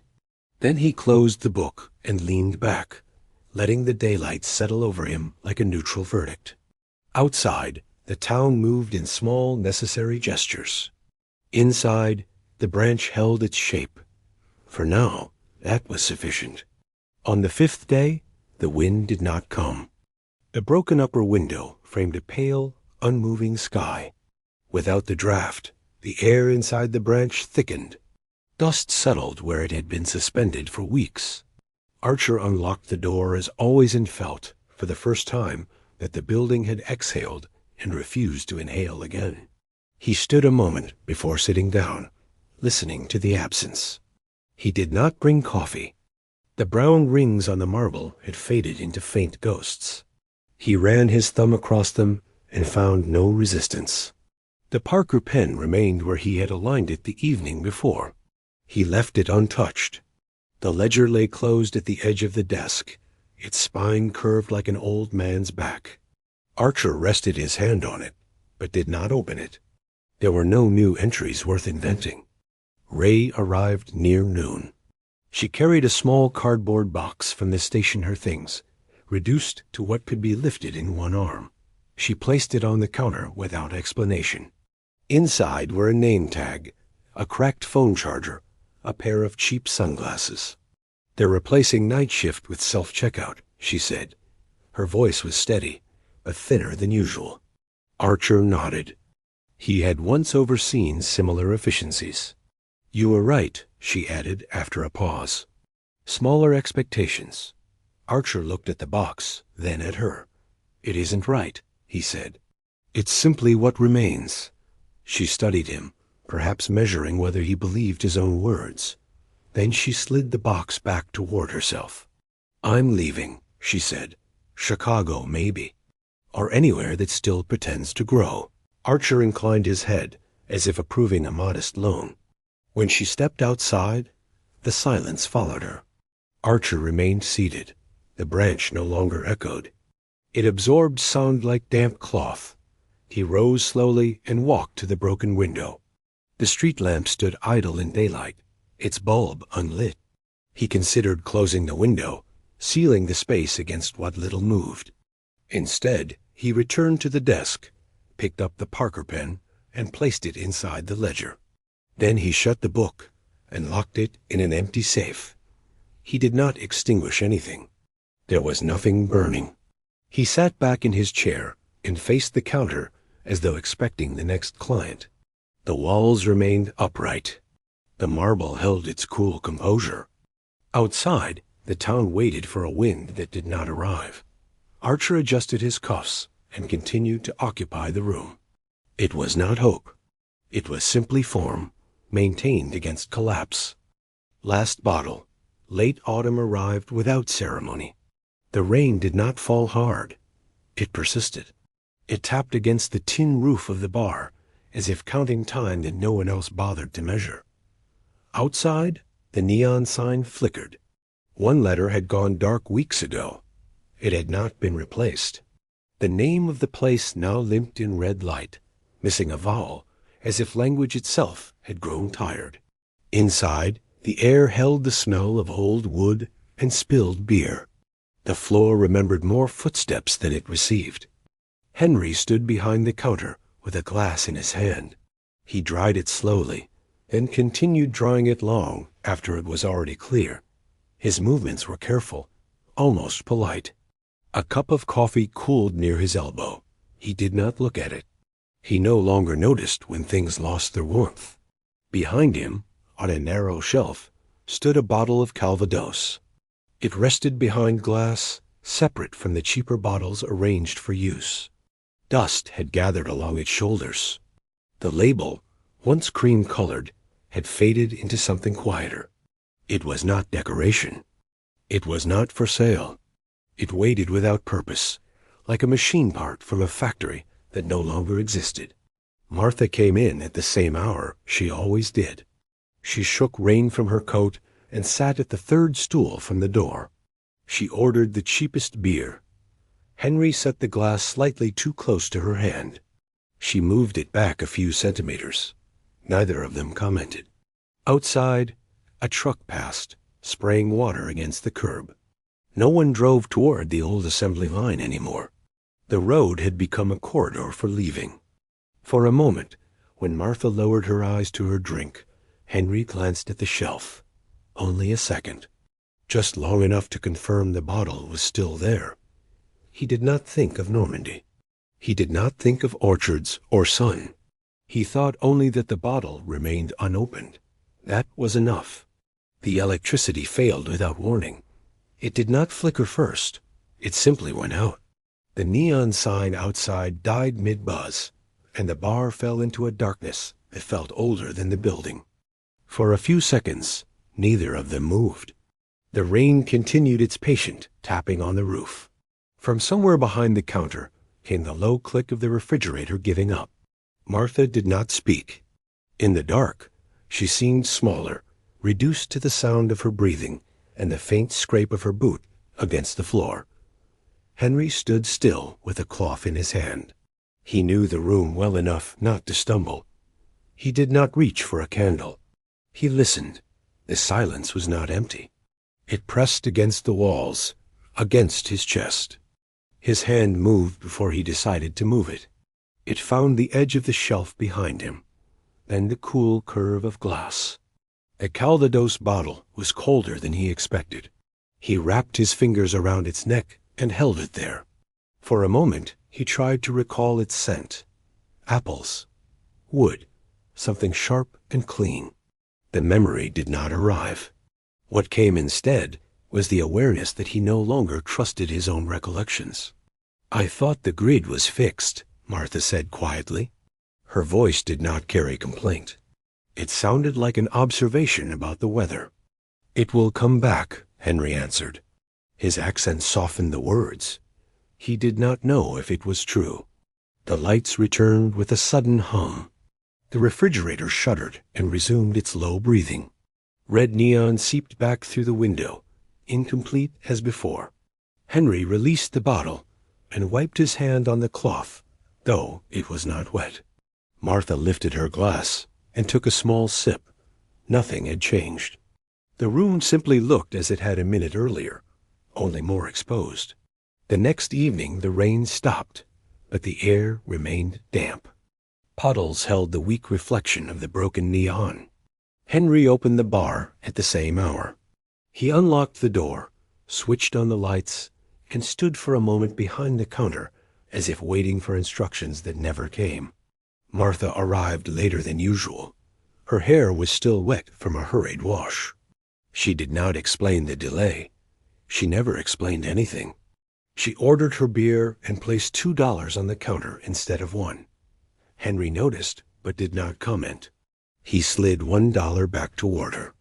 She let it remain there, between them for a while, before taking it. "You could leave," she said after a time. She did not look at him when she spoke. She traced a circle in the condensation on her glass. Henry dried a spot on the counter that was already clean. "And go where?" She shrugged. "Anywhere that isn't here." He considered the word anywhere. It sounded larger than it was. He had come to Detroit with a suitcase and a contract folded in his coat pocket. The factory had promised steady work. The line had moved. The pay had arrived on time. He had believed in the weight of metal, in the logic of bolts and engines. When the gates closed, they had done so quietly. There had been no ceremony for the end. "I have already gone once," he said. "It was enough." Martha nodded. She understood more than he wished she did. Outside, a freight train passed in the distance, slow and deliberate. Its sound lingered long after the cars had moved beyond the edge of town. 2 nights later, a car with Ohio plates pulled into the empty lot. The engine idled longer than necessary, as if uncertain whether to trust the building. The driver came in with cold air on his jacket and the impatience of someone measuring distance in miles, not in years. He looked around once, quickly, to confirm there was nothing to miss. "You got anything special?" he asked. He was young enough to believe the words still meant something.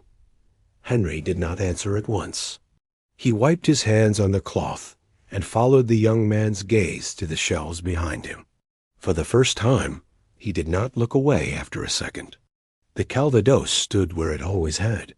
Dust along the shoulders. Label faded. Intact. He imagined the cork turning, the first breath of air entering the bottle after decades.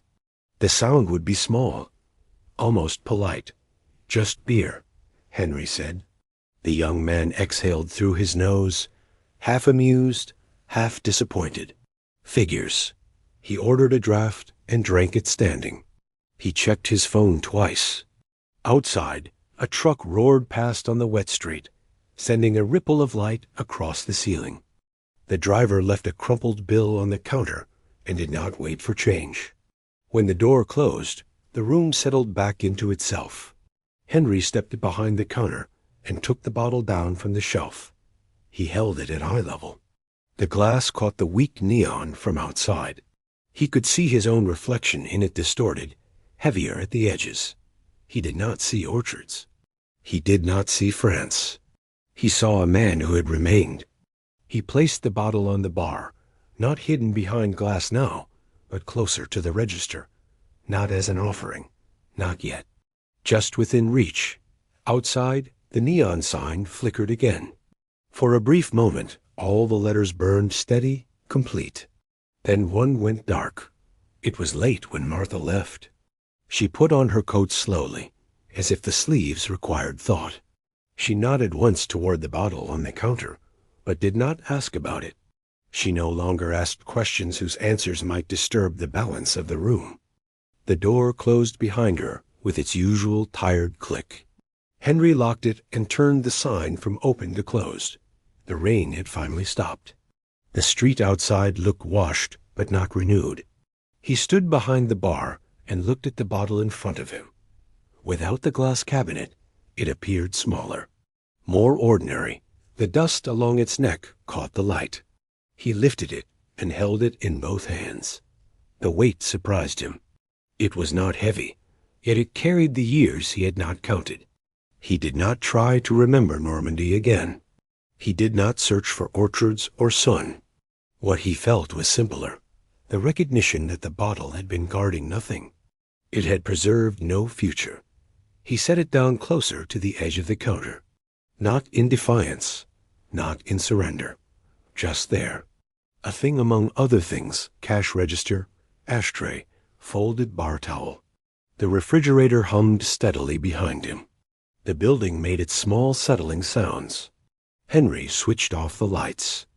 The bar fell into shadow, but the bottle remained faintly visible in the glow of the street lamp outside. It no longer hid behind glass. It did not promise anything. It existed. And for the first time in years, that seemed sufficient. Organs of dry sand. The fan in the roadside diner turned slowly, cutting the heat into heavy pieces and pushing them from table to table. Dust lay on the chrome edges of the counter and settled quietly on the eggs no one finished. Dylan sat near the window, his hands folded around an empty glass. The waitress did not refill it. She wiped the counter instead, her movements careful, economical. Water was no longer something that appeared without asking. Outside, the asphalt shone white, as if it had forgotten what rain looked like. He paid in coins and stepped back into the glare. The air tasted of rust and old metal. His boots stirred a thin veil of sand that followed him to the truck and clung to the tires. The town had grown smaller over the summer. Windows were covered from the inside now. Lawns had given up pretending to be green. Even the gas station sign seemed tired of listing numbers no one wanted to read. The well stood behind his house, ringed with cracked earth. Dylan lowered the bucket and listened. The rope rasped against the pulley with a dry, patient sound. When the metal touched bottom, it did not splash. It struck something softer, something shallow. He pulled the bucket up slowly. The water was cloudy, the color of old glass. Enough for another day. Not enough for forgiveness. Across the road, Eva stood by her mailbox. She opened it, closed it, and waited a moment longer than necessary. Then she walked back to her porch with the same measured steps she used for everything now. Later, through the thin kitchen curtain, Dylan saw her rinse her face from a plastic bottle. She tilted it carefully, as if pouring expensive liquor into a narrow glass. The bottle crackled in her hand when it was empty. In the evening, they met near the mailboxes again. They spoke about the heat, about the dust that found its way into drawers and shoes. No one said the word drought. It felt too close to confession. Dylan offered her a cigarette. She took it. The smoke rose straight up into the pale sky. There was no wind to disturb it, no promise hidden in the air. At night the air did not cool. It only thickened. Dylan sat in the dark kitchen with the window open, listening to the well as if it were an animal tied outside. Around midnight he heard the faint scrape of a shoe against gravel, then the slow creak of the pulley. He did not reach for the shotgun above the door. He lit a cigarette instead. The rope moved with a tired rhythm. Someone worked carefully, trying not to hurry the sound. The bucket touched water with a dull knock. No splash. A pause followed, long enough to measure shame. Dylan imagined a silhouette bent over the rim, shoulders narrow with caution. He knew most of the men in town by the way they stood. He chose not to place the shape in a name. Smoke filled the room, thin and patient. When the rope began to rise again, he closed his eyes. The sound of poured water carried through the night like a small confession, metal against metal. A lid set back too gently, then steps retreating across sand. No door slammed. No engine started. Only distance returning to its usual place. Dylan remained at the table until the cigarette burned to the filter. The ash fell onto the floor and stayed there. In the morning, he walked to the well. The rope was damp where another hand had gripped it. The bucket rested crookily, as if it had been returned with apology. He lowered it again and listened. The echo was thinner now. He drew up what remained. The water looked the same clouded, patient, indifferent. He drank a mouthful. It tasted of iron and old clay. Across the road, Eva swept her porch with slow strokes. The broom raised a small cloud that settled back immediately. She did not look at him, but she must have heard the pulley in the night. In this town, every sound belonged to everyone. Dylan set the bucket down beside the well and wiped his hands on his jeans. The day had already begun to take something from them. Ava's kitchen smelled faintly of warm plastic and dust. The blinds were half lowered, not against the sun, but against the side of it. On the table stood a row of empty bottles, their thin bodies dented where her fingers had pressed too hard. She sorted them by size, without knowing why. The labels peeled at the corners. When she squeezed one flat, it answered with a brittle crackle, like dry leaves stepped on too late in the year. A fly circled the rim of the sink. The faucet had not run in days. She wiped it with a cloth that had once been white and now carried the color of the season. The last unopened bottle stood apart from the others. She lifted it, weighed it in her palm, then set it back down. There were still hours before evening. Hours could be longer than thirst. Her hands bore thin lines along the knuckles, small fractures in the skin where the soap no longer softened anything. She rubbed them absently, as if trying to remember another texture-cool water over wrists, the brief shock of it. The memory did not hold. It dissolved before it could take shape. Outside, a truck passed slowly, dragging heat behind it.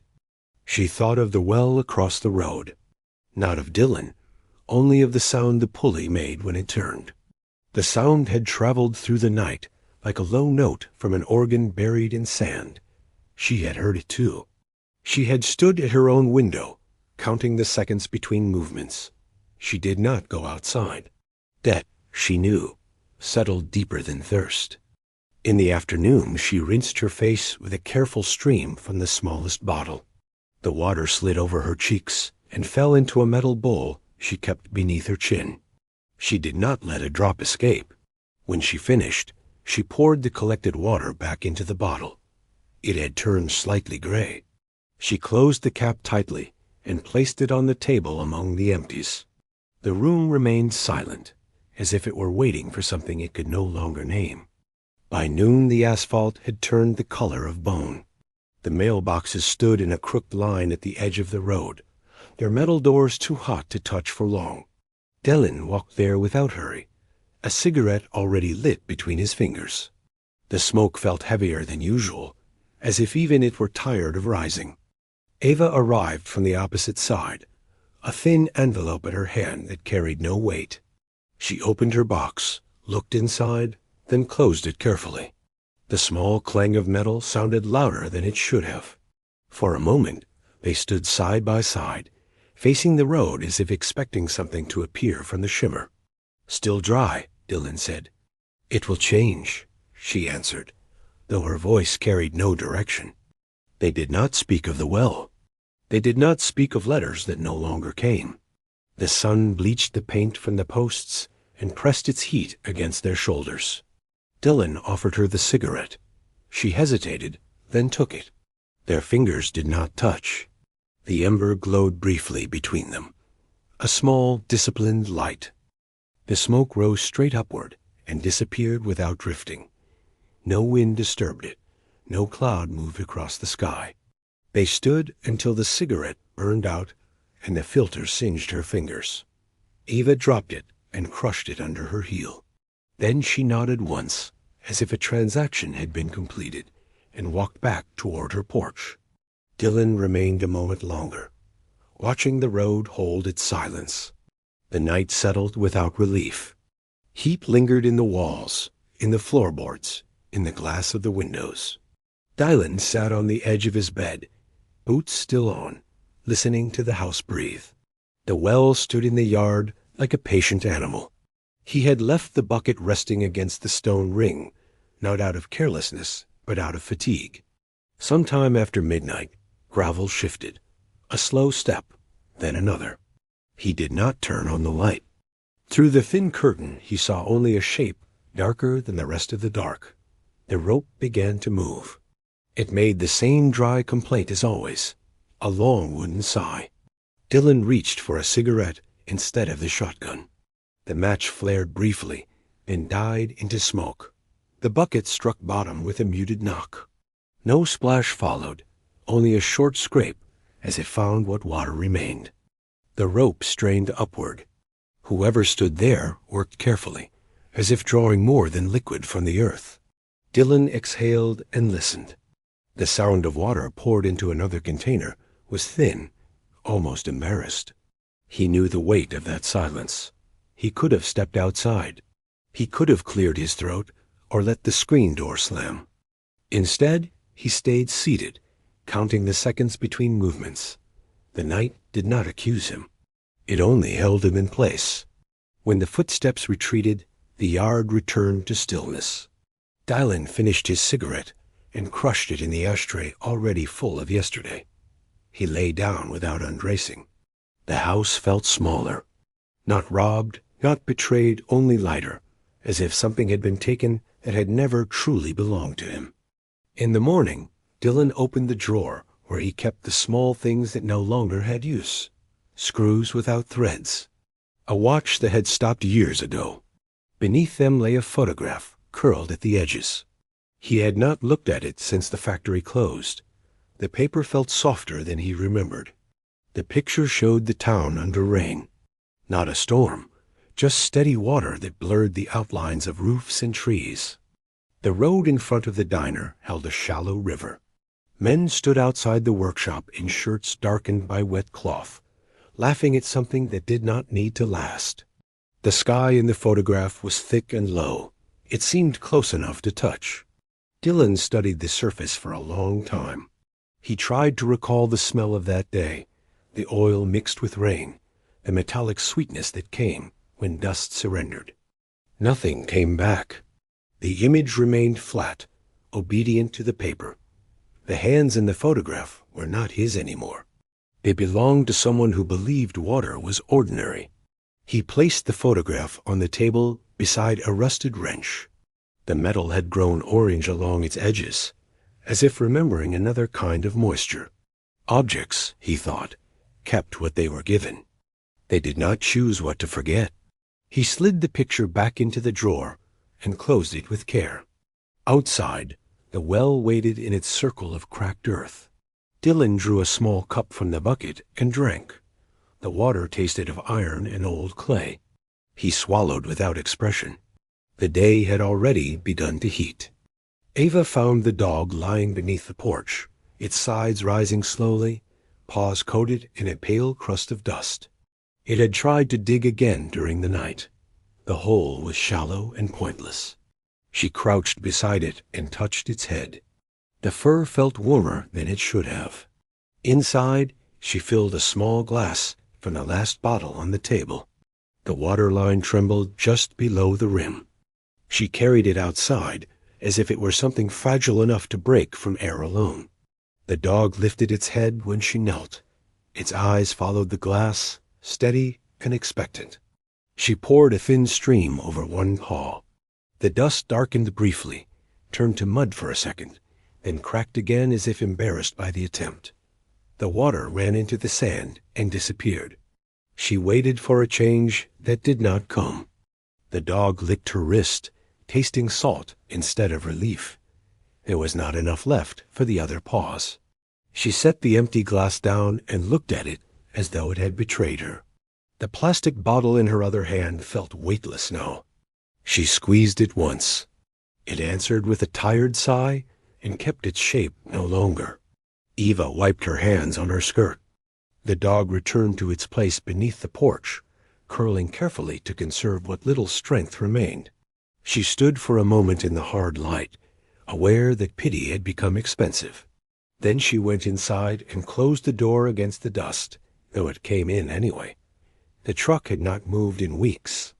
Dylan sat behind the wheel with the door open, one boot resting on the cracked asphalt.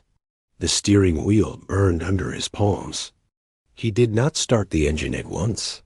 He listened first to the ticking of cooling metal, to the dry scrape of sand against the fender. When he finally turned the key, the engine answered with a strained cough. The needle on the temperature gauge climbed too quickly, as if impatient. He let it idle. The hood trembled slightly. There was no water left in the radiator. He knew that before he lifted it. The metal cap resisted his hand, then gave way with a faint hiss, like something disappointed. He looked down the road that led out of town.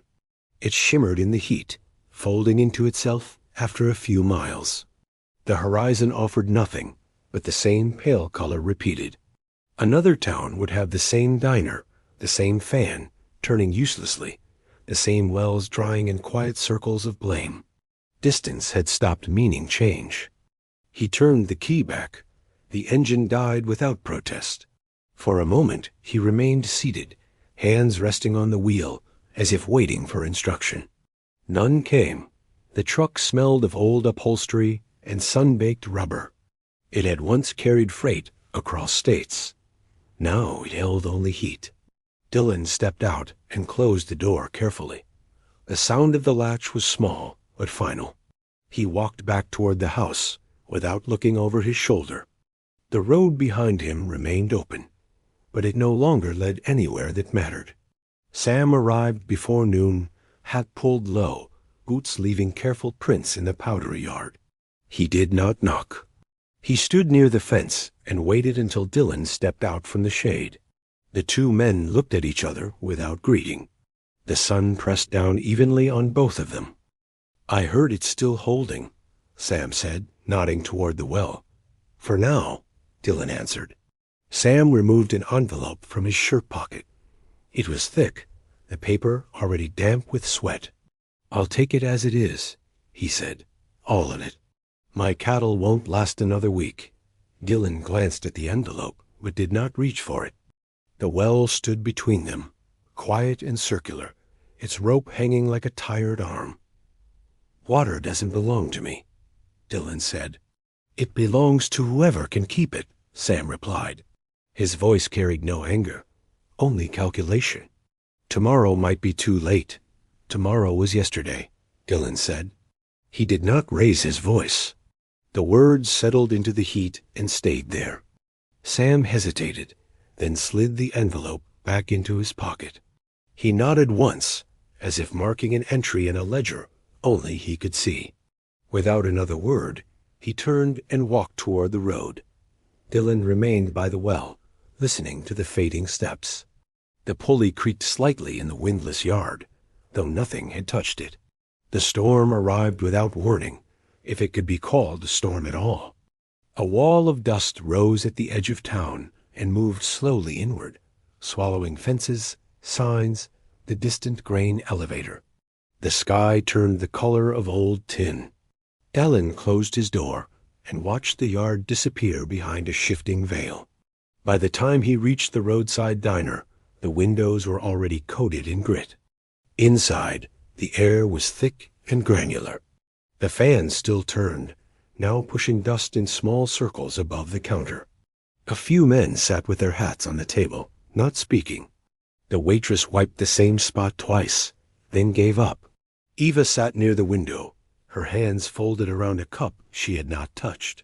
Sand had gathered in the corners of the glass, outlining her reflection. When Dylan entered, she looked up briefly, then lowered her eyes again. He took the stool beside her without asking. Neither of them mentioned the storm. It had brought no rain, no relief, only more of what already existed. Through the window, they watched the dust press itself against the diner as if trying to enter fully. The door rattled in its frame. Somewhere a sign fell with a hollow clang. They remained seated until the light dimmed and returned, dimmed and returned. The storm passed as quietly as it had come, leaving a new layer over everything. When they stepped outside, their footprints were the first marks on a surface that would not remember them by morning. By late afternoon, the rope hung lower than before. Dylan did not need to measure it. He could hear the difference in the echo when he leaned over the stone ring. The well answered more slowly now, as if tired of repeating itself. He lowered the bucket with care. The metal touched bottom almost at once. He drew it up hand over hand. The water inside was clearer than it had been in days, almost calm in its small circle. It looked less like something borrowed and more like something final. He held the bucket for a moment, feeling its weight settle into his arms. There would not be another like it. He carried it across the road without hurry. The sand shifted beneath his boots, soft and indifferent. Ava's porch boards creaked when he stepped onto them. He placed the bucket beside the door, aligned it carefully with the edge of the mat, as if position still mattered. Through the thin curtain, he saw her silhouette move. She had been watching. For a second, their eyes met through the glass. No gesture followed, no raised hand. The distance between them felt neither wide nor narrow, only necessary. Dylan turned back toward his yard. Behind him, the bucket waited on the porch, quiet and complete. The well stood empty now, its rope resting against stone.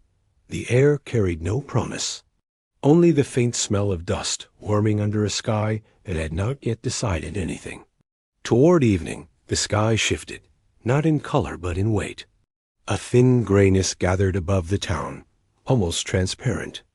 Dylan sat on his porch with his hands resting on his knees. Across the road, Eva remained in her chair, the bucket at her feet, untouched for the moment. The first drop fell without ceremony. It struck the hot railing and vanished at once, leaving only a darker speck that faded as they watched. Then another. A brief scattering followed, uneven and hesitant. The ground accepted nothing. The asphalt hissed softly, as if annoyed by interruption. Dylan did not stand. He did not lift his face to the sky. He counted the drops by sound, small and irregular, like loose change falling onto metal. Eva leaned forward slightly, her fingers brushing the rim of the bucket. Neither of them smiled.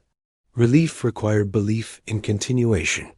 For a few minutes the air cooled by a degree, so small it could not be trusted. The scent of damp dust rose and disappeared before it could become memory. The sky lightened again, emptying itself of intention. The clouds thinned into nothing.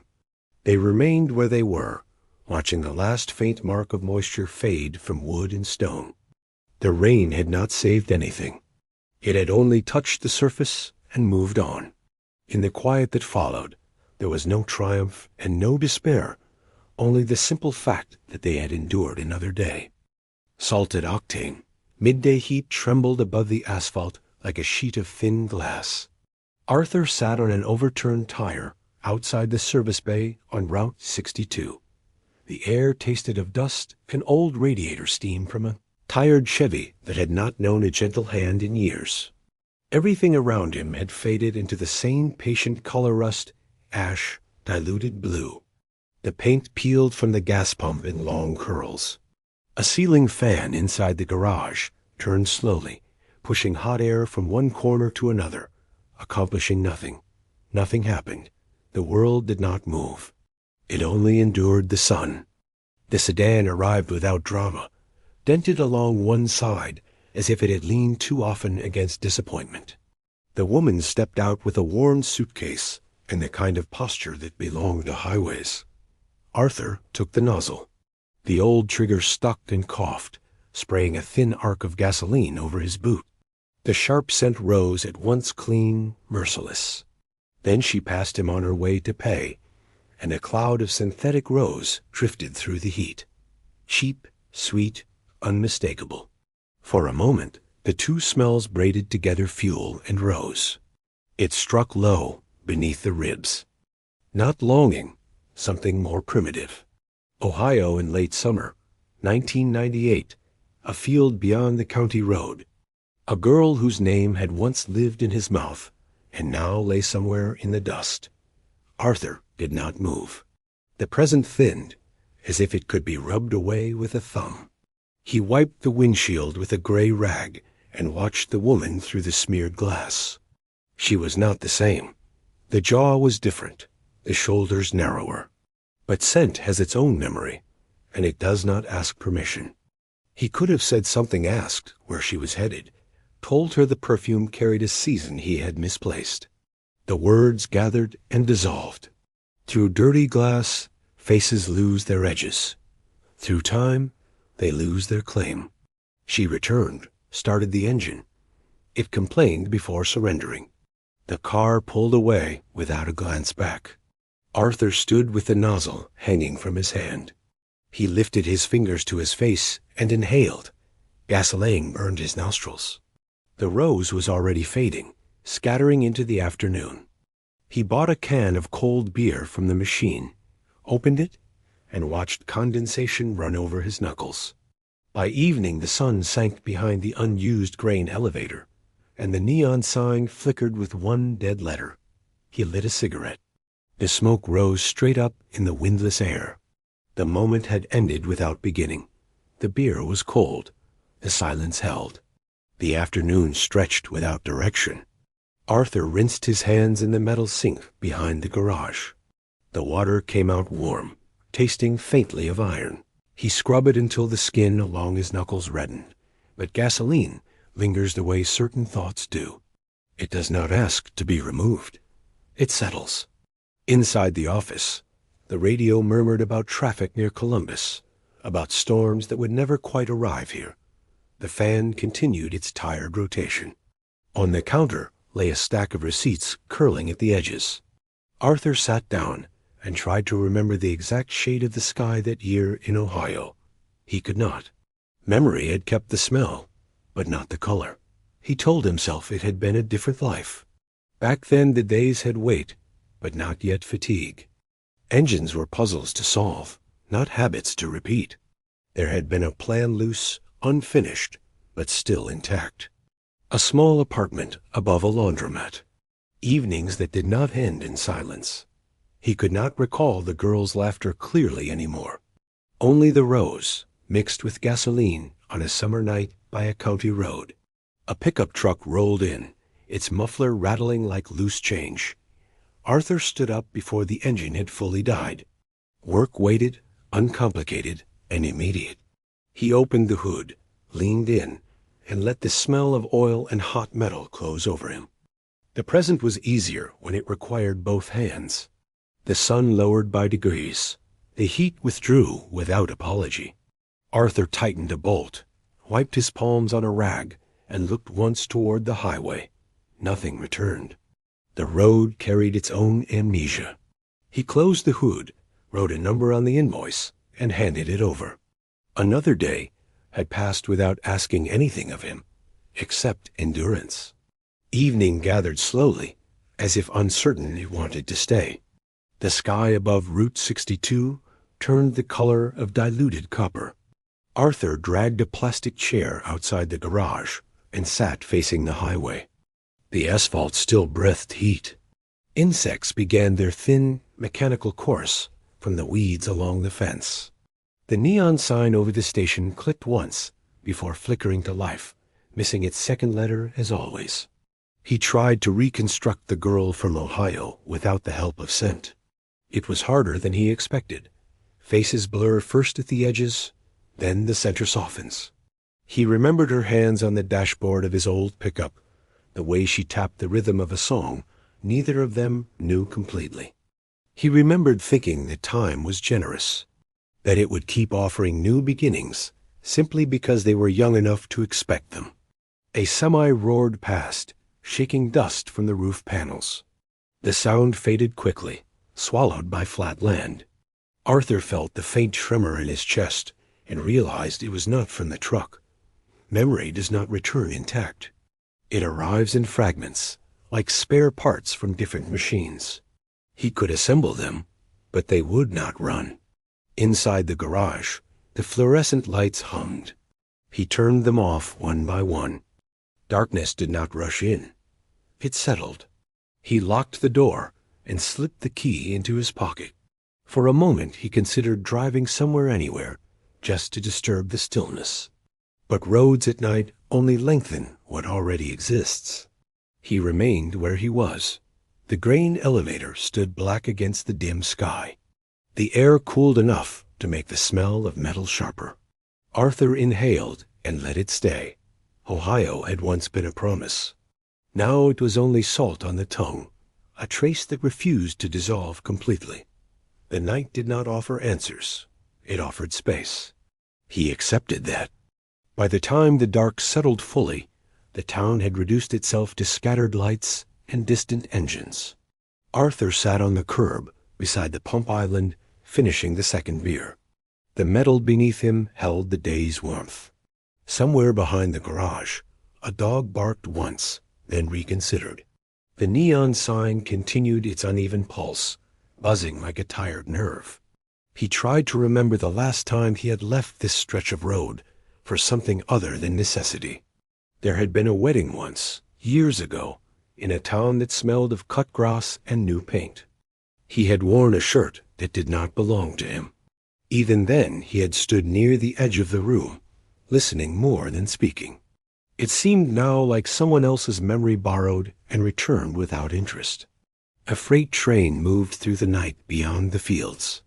Its horn came low and distant, not urgent, just declarative. Arthur followed the sound as long as it lasted. Movement without destination felt honest. The woman from the motel was already somewhere else, another exit, another room with thin walls. Her perfume would have dissolved into unfamiliar air. Only here had it meant anything, and even that had been accidental. He crushed the empty can beneath his boot and stood. The act was small, definitive. Inside the garage, he checked the cash drawer, counted without hurry, then closed it again. Numbers were reliable. They did not carry scent or promise. When he stepped back outside, the sky was clear. No wind. He lit another cigarette and watched the smoke rise straight upward, untroubled. The road lay quiet, waiting for morning. Arthur did not expect anything from it. The day had taken nothing and given nothing back. He leaned against the pump and let the silence press evenly on his shoulders. It was enough to last until dawn. Morning did not arrive with color. It seeped in, pale and indifferent, laying a thin film of light over the pumps and the cracked concrete. Arthur unlocked the garage before the sun had fully cleared the horizon. The metal door rattled upward with a complaint he had heard for years. Inside, the air was cooler, still holding the night. He brewed coffee that tasted faintly of yesterday's grounds. The first sip left a bitterness that felt appropriate. Through the open bay, he watched the highway wake one delivery truck, then another. A school bus passed without slowing. The world resumed its rhythm without acknowledging the previous day's disturbance, as if scent and memory were private weather systems that did not register on public maps. Arthur glanced at his boots. The stain from the spilled gasoline had darkened the leather permanently. He pressed a thumb against it, testing whether time had softened the mark. It had not. Some traces do not fade. They settle in and change the surface quietly. He understood that better now. A car pulled in for air. A young man stepped out, distracted, scrolling through his phone while the compressor hummed. Arthur handed him the nozzle without speaking. The exchange was efficient, almost weightless. When the car left, it left nothing behind. The sun rose higher. Heat began its slow occupation of the asphalt. Arthur stood in the doorway and let the light reach him. Ohio remained where it had always been, in a layer beneath the present, unreachable but not gone. He did not try to retrieve it. The day required his hands. That was enough. The last gas station. Rain tapped on the metal roof of the gas station beside the interstate. The sound was slow and patient, like fingers testing the keys of an old organ. Trucks passed on the highway beyond the pumps. Their engines rose and faded in long, hollow tones that seemed to belong to some distant cathedral built for tired machines. Jonas Keller sat at a plastic table with a paper cup of coffee that had gone cold an hour ago. The cup left a faint brown ring on the table. He watched the ring as if it were a small map that might still show him where he had meant to go. The neon lights above the pumps flickered once and then steadied again. Inside the station, Mara stood behind the counter reading yesterday's newspaper. She turned the pages slowly, not because the news mattered, but because the motion filled the silence. She had seen men like Jonas before, drivers who stayed longer than the road required and spoke less than sleep would allow. Jonas lifted the cup and drank. The coffee tasted like metal and burnt dust. Outside, another truck rolled past, its headlights sliding over the wet asphalt and disappearing into the dark. The sound followed a moment later, deep and low, as if the highway itself were breathing. He had been sitting there too long. Even he knew that. But the night on the road had grown wider in recent months, and the small islands of light along the interstate had begun to feel like the only places where a man could exist without explaining himself. Mara glanced up once. Jonas looked back down at the table. Neither of them spoke. The rain continued on the roof, and the trucks on the highway kept playing their long, distant notes. Somewhere beyond the pumps, the road stretched through the dark, waiting the way an empty church waits for footsteps that may never come. Jonas Keller began repeating the same nights the way a tired man repeats a prayer he no longer believes in. Each highway exit led to another gas station, different town names, different neon signs, but inside they were always the same. A black plastic cup of coffee, fluorescent lights that hummed softly above empty tables, someone behind the counter who watched the door open and then looked away again.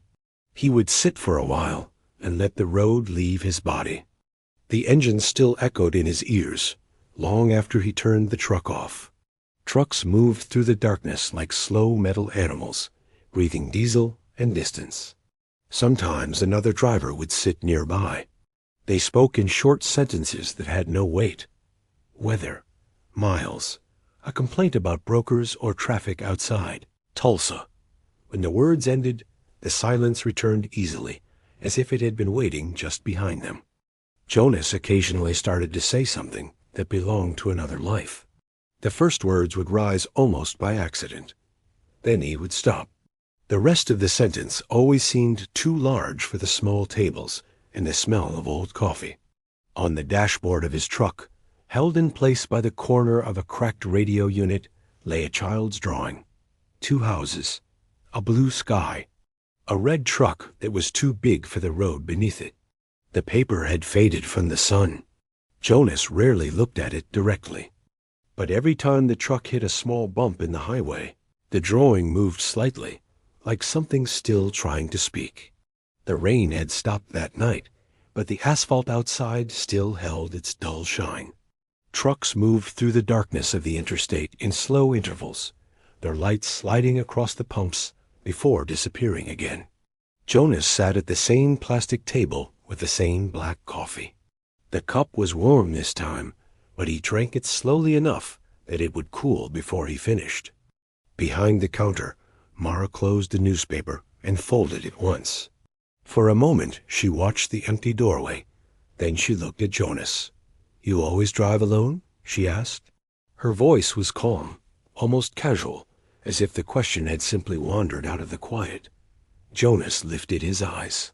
The question stayed in the air, between them longer than it should have. He opened his mouth, and the beginning of an answer appeared.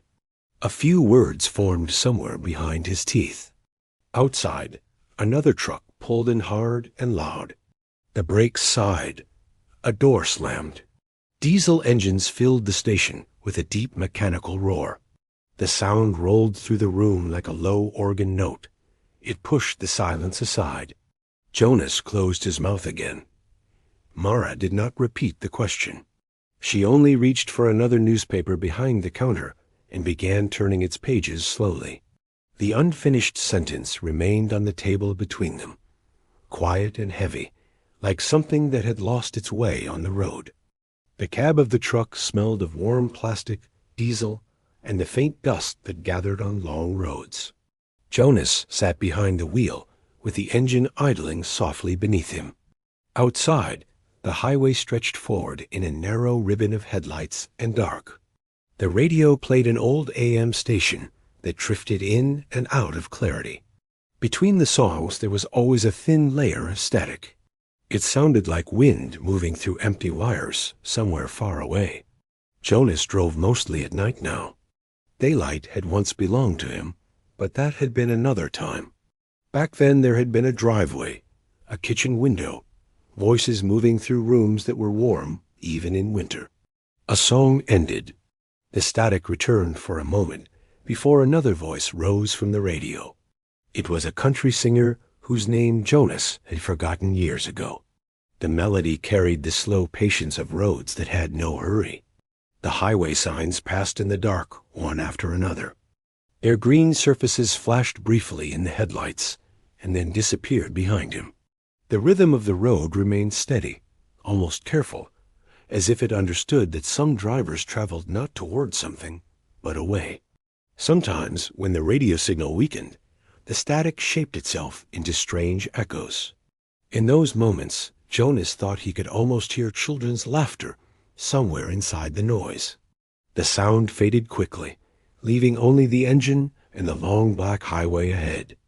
The next station stood alone beside a long stretch of dark highway, 2 pumps, a vending machine that buzzed faintly near the wall. The night around it felt wide and empty, as if the road had forgotten to bring anything with it. Jonas stepped inside and poured himself coffee from a metal pot that had probably been there since evening. The liquid was thick and bitter. He drank it without noticing the taste. Near the vending machine stood an old man with a gray coat and a quiet dog sitting beside his boots. The dog watched the room carefully, as if it had taken responsibility for the silence. The old man held a paper cup, but did not drink from it. Jonas sat at the table closest to the window. After a moment, the old man walked over and took the chair across from him. The dog settled on the floor between them. For a while, neither of them spoke. Trucks passed outside in slow waves, their engines rolling across the glass like distant thunder. Jonas finally said something about the road, about the long miles between Kansas and Nebraska, about the way the asphalt sometimes looked silver under the headlights when the night was cold enough. The old man listened. He did not nod or interrupt.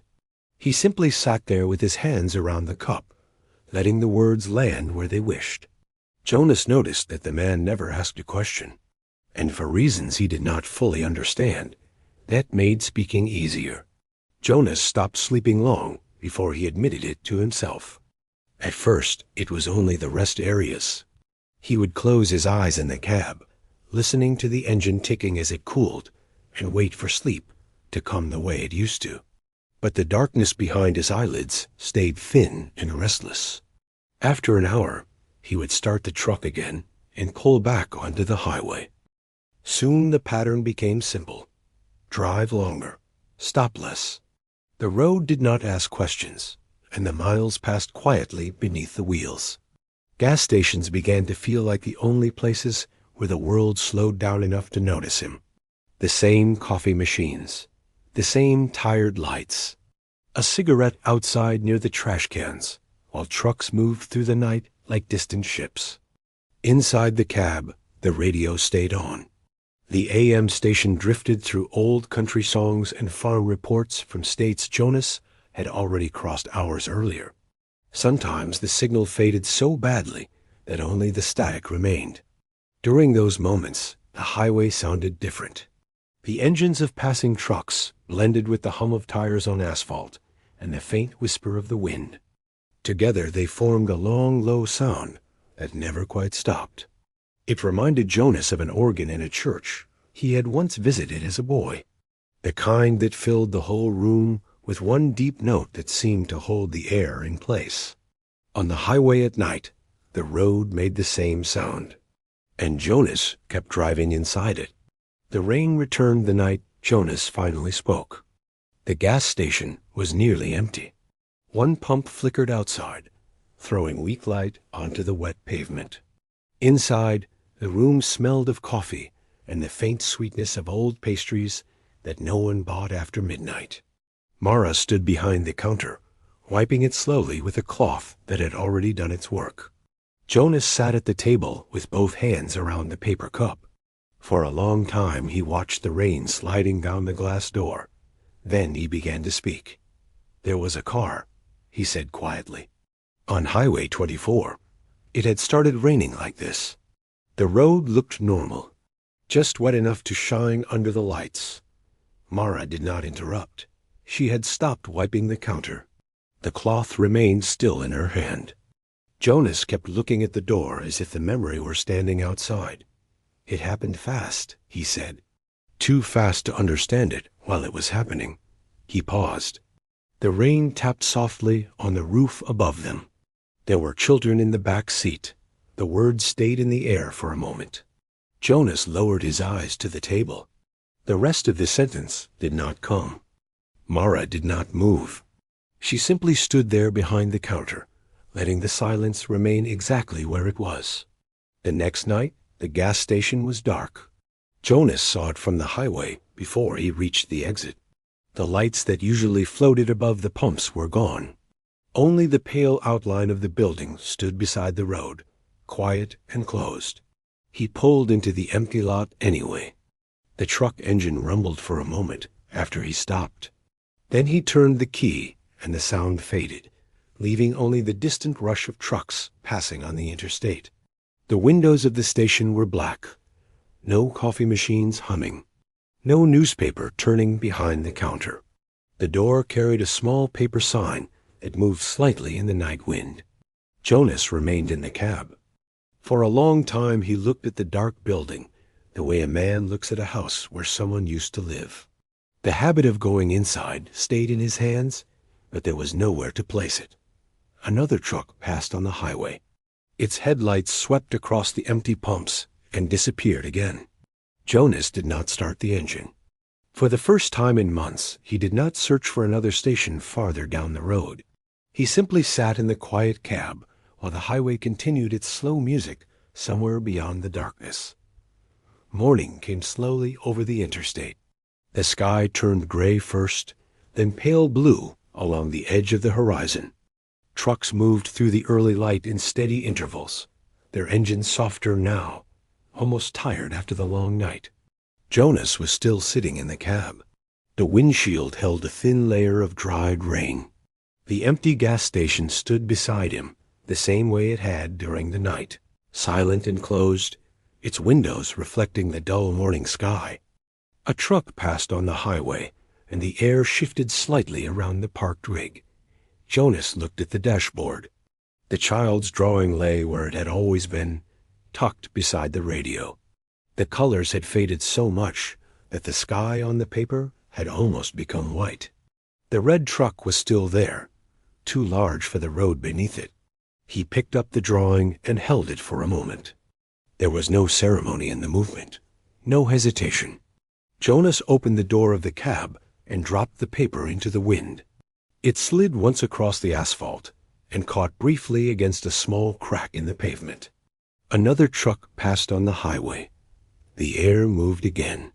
The drawing lifted, turned once, and disappeared across the empty lot toward the open fields beyond the station. The sun rose slowly above the highway. A thin line of light moved across the wet asphalt and touched the side of Jonas's truck. The cab filled with a pale morning glow that softened the edges of everything inside it. The dashboard looked emptier now. Jonas turned the key. The engine started with its usual low vibration, steady and familiar. For a moment he sat there listening to it, the way a man listens to something that has carried him farther than he expected. The radio came alive with a burst of static. Then a voice appeared through the noise, introducing a song from years ago. An old country melody followed, slow and worn, but still patient enough for the morning. Jonas guided the truck back toward the exit of the empty lot. The interstate was already moving. Trucks and cars passed in long lines that stretched toward the bright horizon. Their engines blended into a wide, steady sound that filled the air above the road. He eased the truck onto the highway and let it settle into the current of traffic. The music continued quietly from the radio, and the road ahead carried the same low sound it always had, deep and distant, like an organ playing somewhere in an empty church. The caretaker of half-empty houses. The warehouse stood at the edge of town where the asphalt gave up and the fields began. Above it, the Ohio sky hung low and gray, heavier than the concrete roof. The air smelled of iron and wet dust.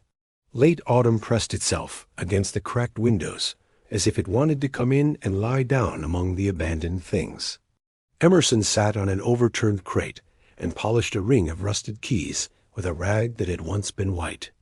His hands always smelled of old metal, no matter how often he washed them.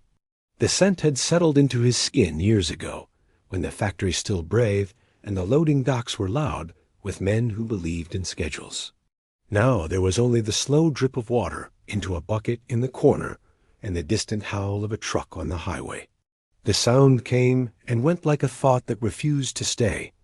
The objects were not a collection. They were a cemetery. Each key, each cracked shoe, each photograph curled at the edges testified to a quick departure. People had left believing that somewhere else would be kinder, that memory could be shed like a coat. They had taken what they could carry and abandoned the rest to Emerson. He did not consider himself a savior of stories. He sorted and stacked. He labeled boxes with a steady hand. He wiped dust from the faces of strangers, caught forever mid-smile. He stayed when others left, not out of loyalty, out of habit. On a shelf near the back wall hung a clock taken from the closed elementary school. Emerson wound it every evening. The spring slipped with a dull, wounded sound, and the hands trembled without moving forward. Still, he tried. It seemed important that something should attempt a rhythm in a town that had lost its own. When Mela arrived, she did not knock. She carried 2 paper cups of coffee that burned the throat and left a bitterness that lingered. They sat in the dim light, saving electricity. Between them lay a pile of children's bicycles.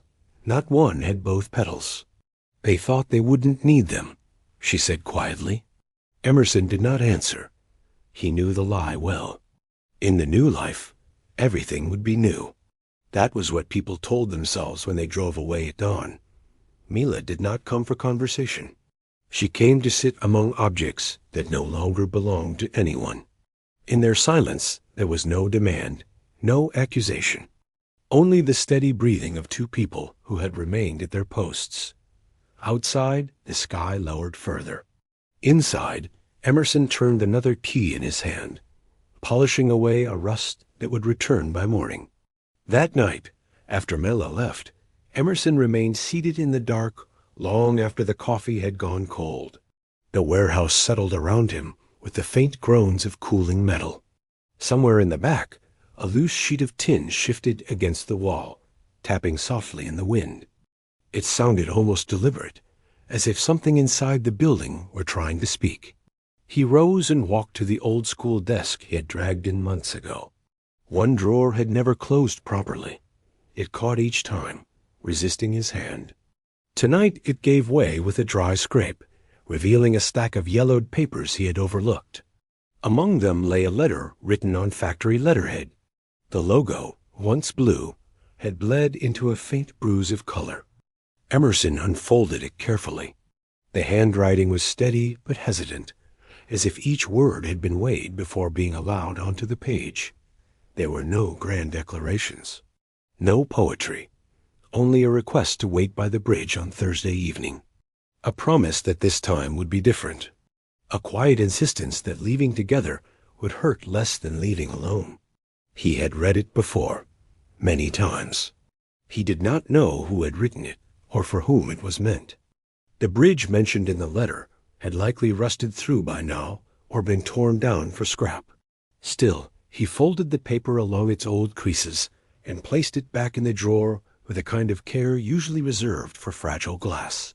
Emerson understood something with a clarity that did not comfort him. He was not preserving memories. He was guarding the evidence of collapse. The warehouse was not a sanctuary. It was a ledger of departures. He stepped outside into the yard, where the ground had turned to mud. A few broken chairs and a warped dresser leaned against the fence, soaked from last week's rain. He stared at them for a long time. They were beyond repair. No polish would disguise the rot. Without ceremony, he dragged them farther from the wall and let them sink where the earth was softest. He did not burn them. Fire would have suggested anger. This was something quieter. From the doorway, Mila watched. She had returned without him hearing her car. Her forehead rested against the cold glass. She did not call his name. She saw him standing in the damp night without a coat, looking at the heap that had once been someone's certainty. In that stillness, both of them understood. Not everything could be kept. Some things had to be allowed to soften, to warp, to disappear. When Emerson came back inside, his shirt clung to his back. He lit a cigarette. The ember glowed briefly, a small, stubborn star in the darkness. Mila sat beside him on the sagging sofa, whose springs pressed into their spines. They did not speak of the town, or of bridges, or of people who had promised to wait. Her head rested against his shoulder. It was not love. It was a truce between two witnesses. The drip in the corner resumed its patient rhythm. By morning, the mud would claim a little more of the broken furniture.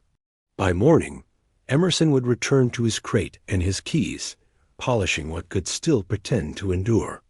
Morning arrived without light. The sky over Ohio was the color of unwashed linen, and the warehouse seemed to float inside it, untethered from any promise of day. Emerson woke on the sofa with the taste of tobacco in his mouth and the ache of metal springs in his back. Mila was gone.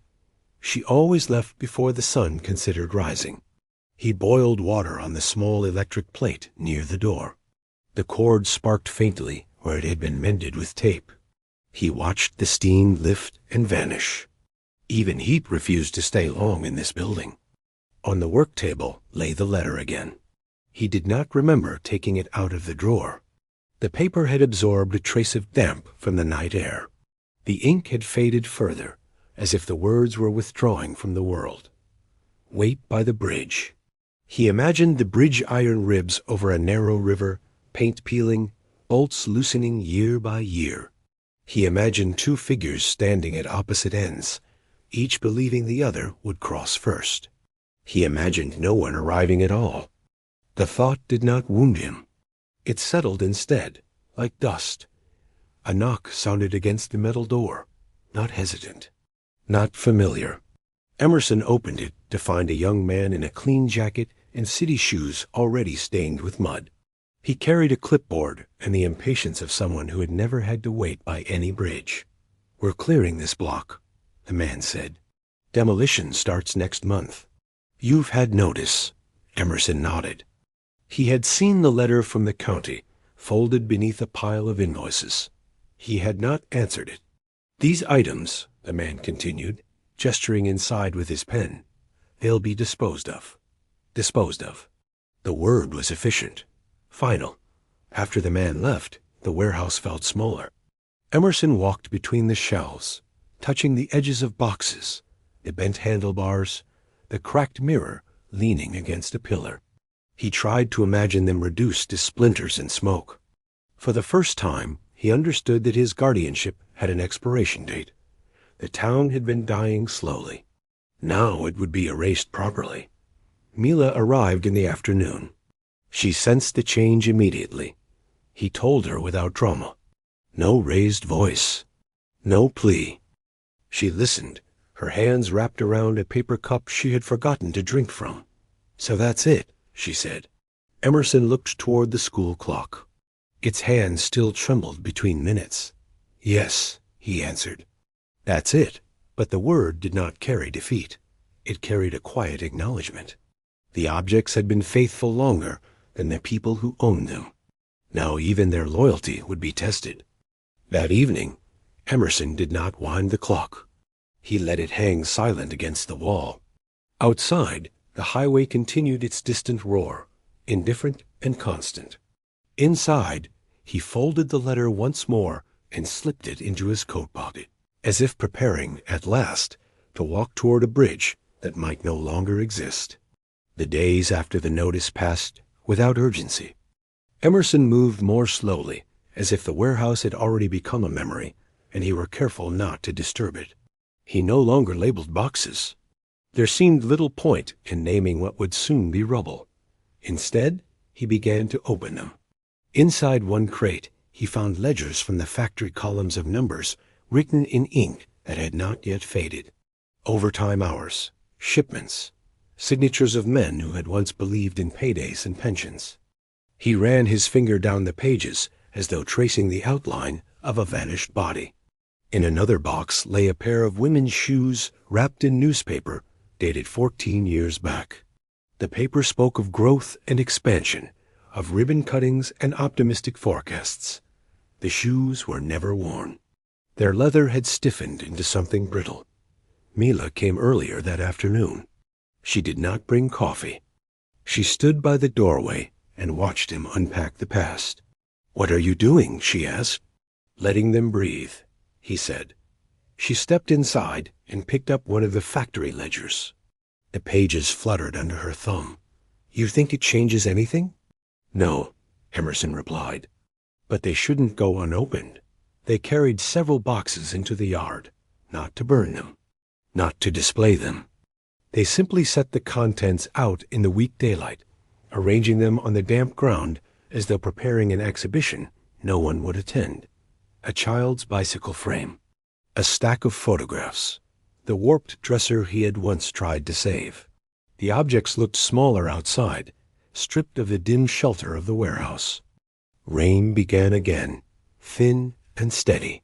It darkened the paper and blurred the ink. Emerson did not rush to gather the items.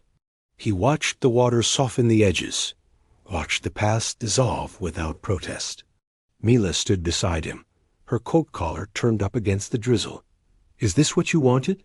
she asked quietly. Emerson considered the question. He had never wanted to preserve everything. He had wanted proof that something had existed. Now he saw that existence did not require his protection. "I think," he said at last, "they're finished with me." The rain continued. The highway roared in the distance. Behind them, the warehouse loomed still solid, still upright, but already condemned in a way that felt almost merciful. They did not move for a long time. The objects sagged, ink bleeding, metal dulling further. There was no ceremony, no farewell. just the steady work of weather. When they finally returned inside, Emerson closed the door gently. The room felt emptier, though nothing essential had been removed. For the first time, he did not smell iron. He reached into his coat and touched the folded letter. He did not take it out. Not yet. Outside, the rain washed the yard clean of outlines. Demolition crews arrived on a Monday that looked like any other. No banners, no speeches. Just 2 trucks, a portable generator, and men in fluorescent vests who did not glance twice at the town they were about to level. Emerson had already emptied the shells that could be emptied. What remained was either too heavy or too broken to carry. The warehouse no longer resembled a cemetery. It felt like a rib cage after the organs had been removed.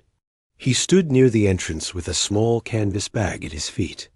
Inside were a few ledgers, the school clock, and the letter folded along its tired creases. Mila stood beside him, hands in her coat pockets, eyes steady. One of the workers approached. "You'll need to clear out," he said, not unkindly. Emerson nodded. He did not argue. There was nothing left to defend. They stepped back as the first machine rolled forward.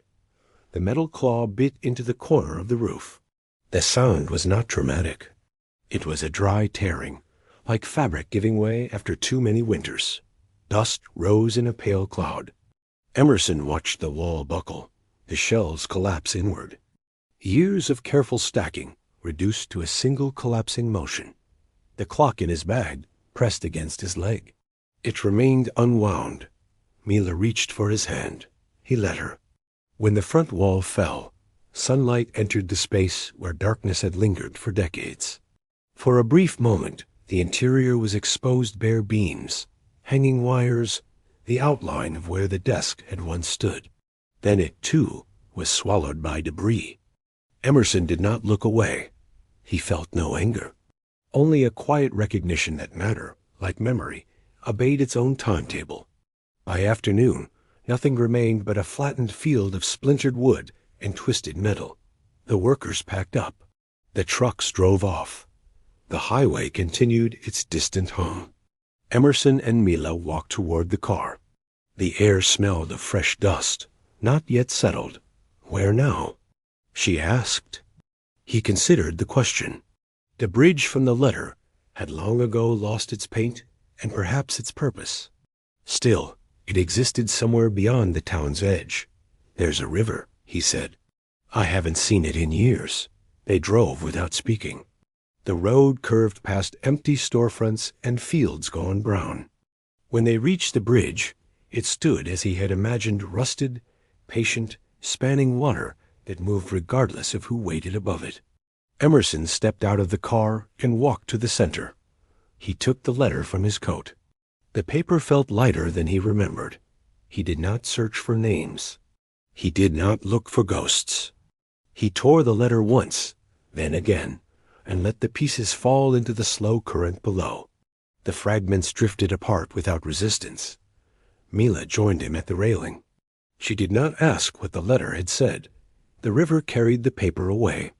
The sky above remained gray, but no longer oppressive. It simply was. Emerson rested his hands on the cold metal rail.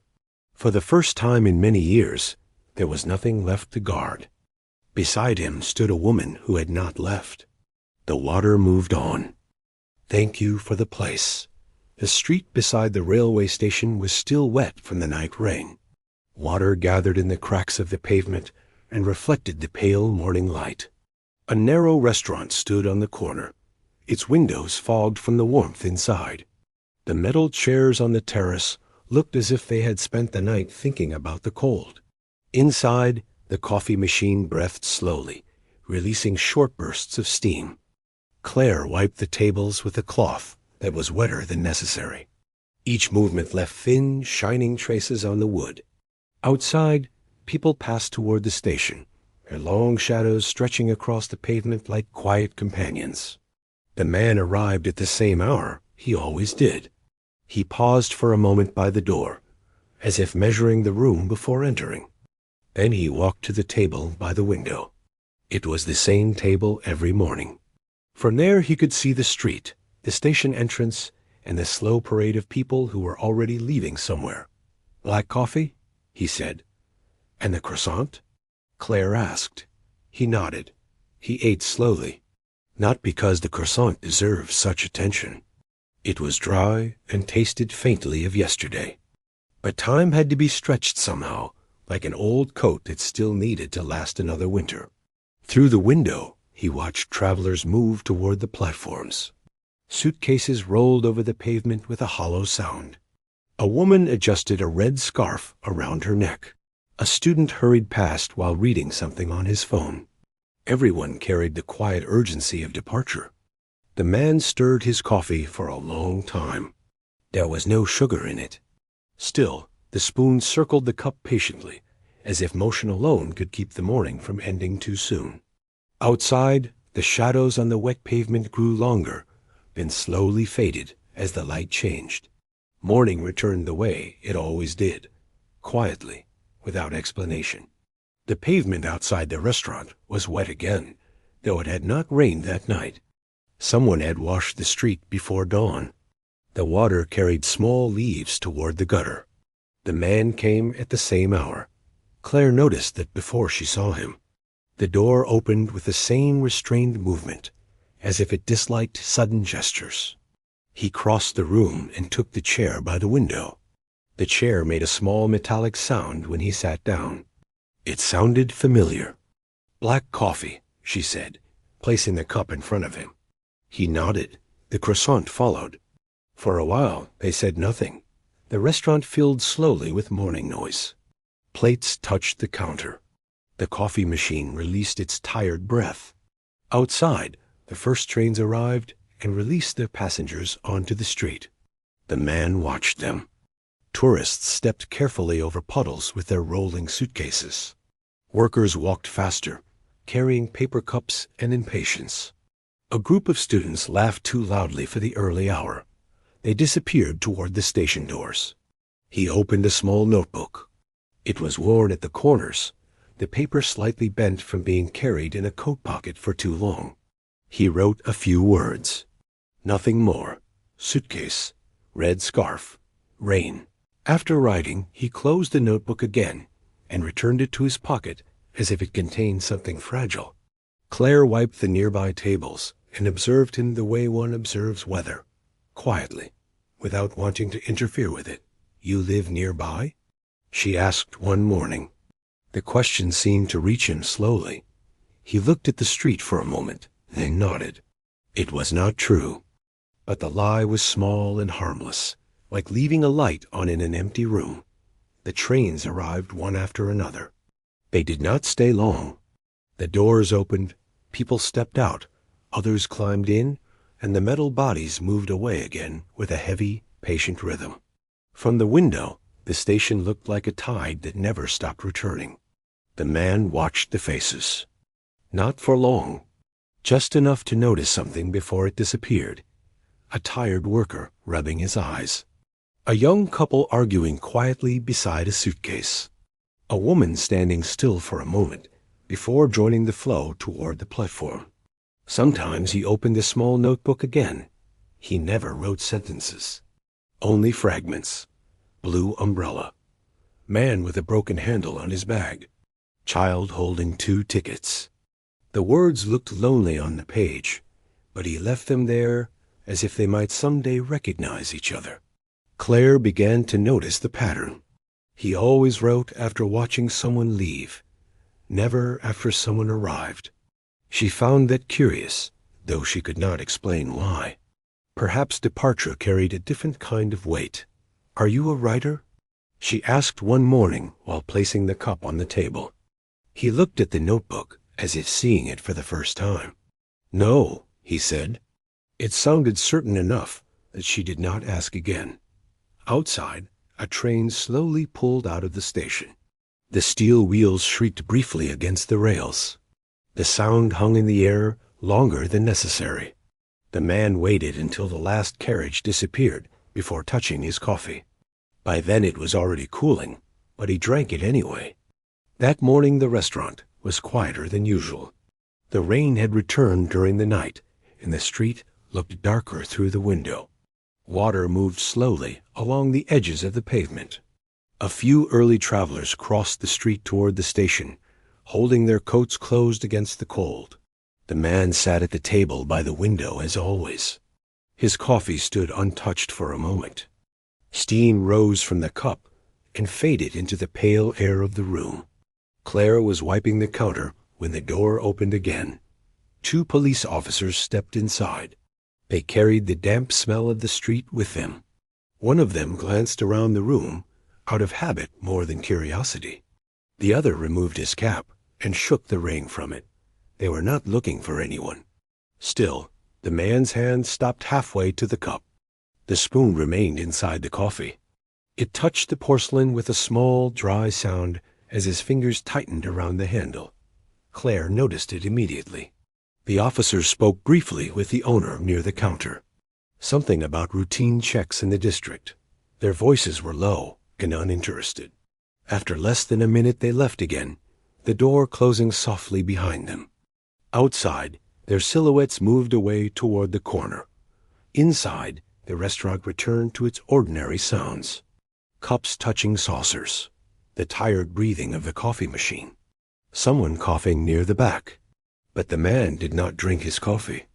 He stared through the window for a long time, as if waiting for something else to appear on the street. When he finally stood up, the cup was still half full. It was the first time he had ever left it that way.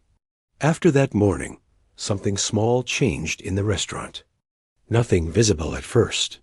The same chairs stood beside the same tables. The coffee machine still released its tired bursts of steam.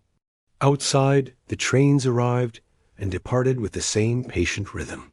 But Claire began to keep the table by the window free. Even when the restaurant filled with early travelers, she did not seat anyone there. A couple once asked for it. She shook her head and pointed toward another table. "It's reserved," she said. She did not explain for whom. The man continued to arrive at the same hour. His coat was still the same old one, heavy and slightly worn at the cuffs. When he entered, he no longer had to look toward the window. The chair was always waiting. Sometimes the coffee was already there. He would pause for a second when he saw it. Then he nodded to Claire, a quiet acknowledgement that belonged to no one else in the room. Outside the station, people continued their endless departures. Suitcases rolled across the pavement. Taxi doors closed with dull sounds. Travelers checked their tickets, as if afraid the paper might disappear if they looked away. The man watched them the way someone watches waves.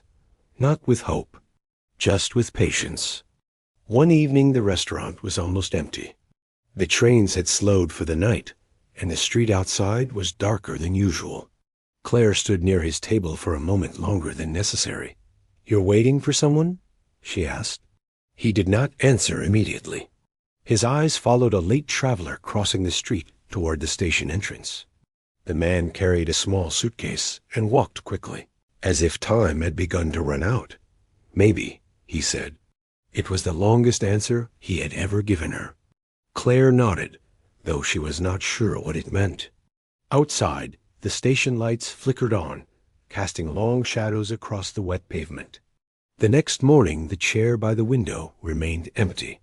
Claire noticed it before she realized why. The coffee machine breathed its usual steam. Plates touched the counter. Outside, the first train of the day released a small crowd onto the wet pavement, but the door did not open. She wiped the tables the same way she always did. The cloth left thin trails of water on the wood. Every few minutes she glanced toward the entrance without meaning to. The man did not come.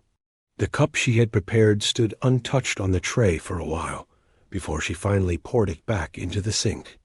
The sound of the coffee running down the drain seemed louder than necessary. The second day passed the same way.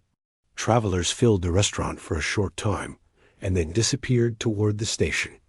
Suitcases rolled across the pavement. Someone laughed loudly near the counter. Outside, the trains arrived and departed with their usual indifference. Still the chair remained empty. Claire began to notice strange things. The space near the window looked larger than it should have. The morning light fell differently across the table. The coffee machine seemed louder, as if it had gained confidence in the absence of one quiet customer. On the third morning, the door finally opened. The man stepped inside slowly. His coat was darker with rain, and his hair looked as if he had slept very little. For a moment he stood near the entrance, studying the room the way one studies a place after a long absence.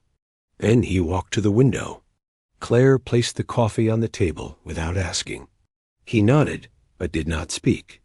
Outside, the rain had begun again, turning the pavement into a dull mirror. The trains continued to move through the station as if nothing had happened at all. The morning was colder than the days before. The rain had stopped, but the pavement still held the memory of it. Thin reflections moved across the street as people hurried toward the station. Their steps sounded sharper in the quiet air. The man arrived at the usual hour. He sat by the window and removed his gloves slowly, placing them beside the cup Claire had already set on the table. For a while, he looked at the street without touching the coffee. The trains continued their patient rhythm. Doors opened. Suitcases rolled across the pavement. Somewhere a whistle sounded and then faded. Claire noticed the envelope when she came to wipe the nearby table. It lay beside the cup, plain, slightly worn at the corners. "You forgot something?" she asked. The man shook his head. No, he finished the coffee more quickly than usual. The croissant remained almost untouched on the plate. When he stood up, he placed a few coins beside the envelope and pulled his coat around his shoulders. For a moment, he looked toward the window again. The station entrance was busy with travelers. People passed beneath the clock without raising their heads. Departure had already begun for them. Then he nodded once to Claire. A quiet gesture, almost invisible.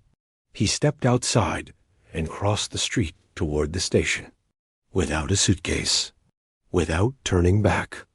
Claire waited until the door closed before opening the envelope. Inside were several folded banknotes and a small piece of paper. On it, written in careful letters, was a single sentence: "Thank you for the place." She lifted her eyes toward the window, but the man had already disappeared into the slow movement of travelers entering the station. Weeks passed, though the mornings looked almost identical. The street beside the station still woke under thin rain or pale light, gathered in the cracks of the pavement, and reflected the slow movement of people heading somewhere else. Inside the restaurant, the routine continued. The coffee machine breathed its quiet steam. Chairs scraped gently against the floor. Travelers came in for a few hurried minutes before their trains, and then disappeared again toward the platforms. The table by the window remained where it had always been. Claire sometimes placed 2 cups on the tray without thinking. One for another customer, one for the empty chair. Only after reaching the table did she pause. Then she removed one of the cups. The second cup stayed for a moment longer before she carried it back. Outside, the station doors opened and closed endlessly. Suitcases rolled over the wet pavement with the same hollow sound as before. People stepped into trains with the calm certainty of those who knew where they were going. The chair by the window remained empty. Late one morning, the rain returned again. It fell softly, turning the street into a dull mirror. Shadows stretched across the pavement as travelers moved toward the station. Claire stood near the window for a moment. From there she could see the same place where the man had crossed the street that last morning.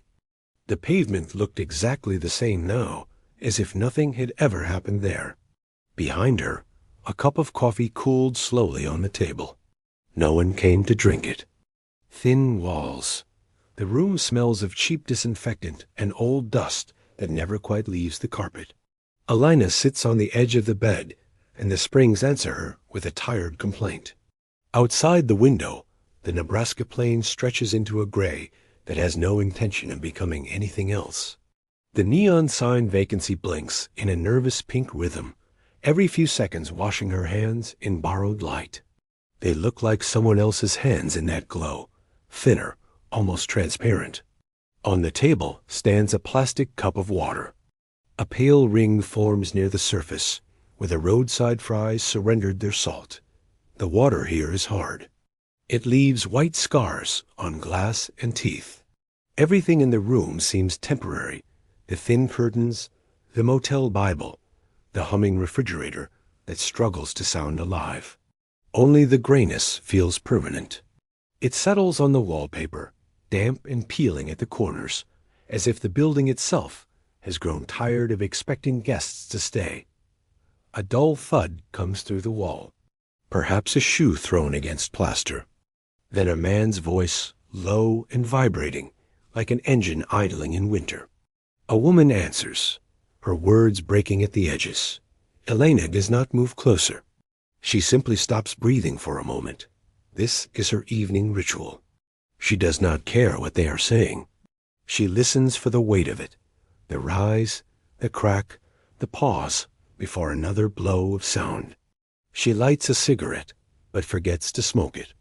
The ash grows long and trembles. When it falls onto the carpet, it makes a small sound, almost polite. Behind the wall, the argument swells.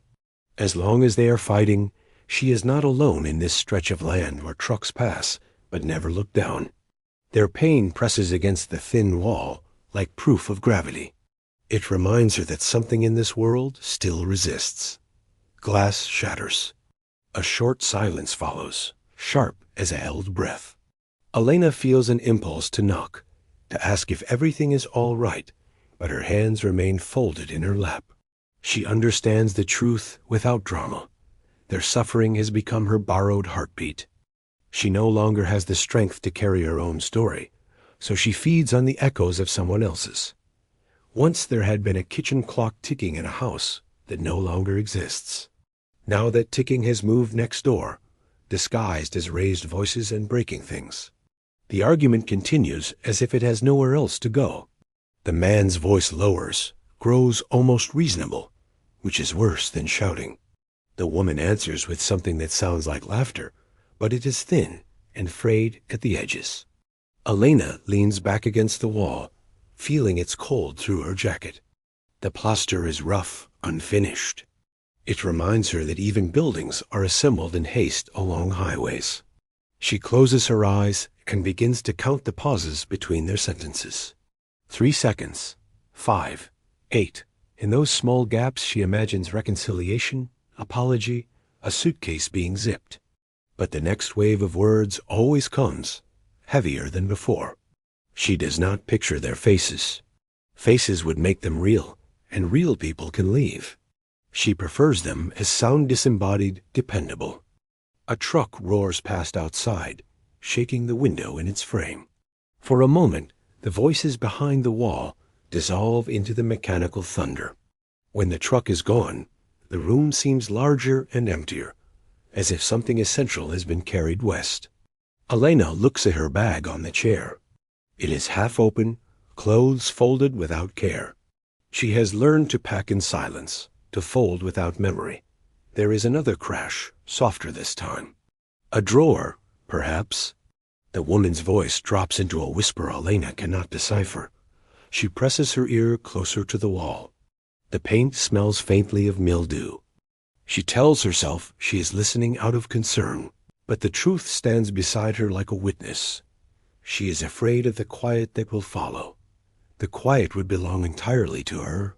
In the space between two breaths, she remembers the office where she once worked. Fluorescent lights, the hum of printers, the steady clicking of keyboards. There had been noise then, too, but it was orderly, contained in cubicles. When they told her the position no longer existed, the silence in the conference room had felt polite and final. Tonight's noise is crude, unfiltered. She prefers it. It is honest in its ugliness, and it does not pretend to offer her a future. The glass stops rolling somewhere on the other side. A door opens, then closes again. The man says something that sounds like a threat, but it may only be exhaustion. Elena sits very still. She has learned that movement can break a fragile illusion. As long as the voices continue, the night has structure. It is divided into accusations and replies, into breaths taken before the next wound. She studies the ceiling, where a water stain spreads like a faded continent. Once she traveled with maps, folded neatly in her glove compartment. There had been a direction then, a calendar, a deadline. Now the only geography she understands is the thin border of plaster separating her from strangers. That wall is the last boundary that still means something. It defines her role, the listener, the silent witness. The woman begins to cry, not loudly. It is a small, contained sound, as if she is ashamed of it. Elena feels a tightening in her chest that could be pity or envy. To cry requires certainty that someone might hear and answer. Elena no longer trusts her own voice to carry that far. She has practiced quiet too long. Her grief has settled into a habit, like biting a nail that no longer hurts. A car engine starts outside the neighboring room. It coughs twice before catching. The man's steps move down the corridor, heavy and uneven. A door slams. The engine fades into the highway's endless murmur. Behind the wall, only the woman remains. There is no more shouting, just the thin, rhythmic sound of breathing. It seeps through the plaster and fills Elena's room like borrowed air. Elena places her palm flat against the wall. The surface is cool, indifferent. She waits for another word, another sob, anything that proves continuity. Nothing comes. The silence expands, patient and absolute. In it, she recognizes herself not as a hero of loss, not as a victim, but as an empty room where noise once lived. For a moment, she considers knocking. Instead, she lowers her hand. The night no longer belongs to them. It has returned to her. The woman behind the wall stops crying as abruptly as she began. There is the sound of a zipper, slow and deliberate. A drawer slides shut. Elena imagines a suitcase opened on the bed, clothes folded with the same mechanical care she once applied to her own. Departure has a particular rhythm. It is quieter than anger, but heavier. Footsteps cross the neighboring room. Hesitate. Move again. The door opens with a tired click. For a second, corridor light leaks through the thin crack beneath Elena's door. She hears the woman pass outside heels against concrete, uneven, as if one strap is loose.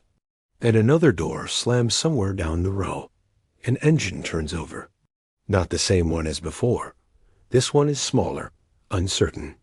Elena remains seated. She does not follow to the window. She has learned that watching departures makes them more real. The engine idles, then joins the highway's distant current. The motel settles. Pipes groan. The refrigerator resumes its patient buzzing. The neon sign continues its pink pulse, indifferent to who stays and who leaves. For the first time that night, there are no voices, no borrowed grief to lean against. The wall is only a wall again, plaster, wood, insulation too thin to protect anyone from weather or memory. Elena stands and walks to it. She presses her forehead to the rough surface. It smells faintly of damp paint and something older beneath it. Nothing answers her touch. The other room is empty now, stripped of argument, stripped of breath. She feels the absence like a draft through a crack in the window frame. What had seemed like a shared existence dissolves into separate rooms, separate roads. Elena steps back. The silence does not accuse her. It simply waits. Elena lies down on the bed without removing her shoes. The mattress accepts her weight with a resigned sigh. Above her, the ceiling stain resembles a map that leads nowhere. The refrigerator hungs again steady, faithful, without emotion. It is the only sound that remains, and it makes no promises. A truck passes outside.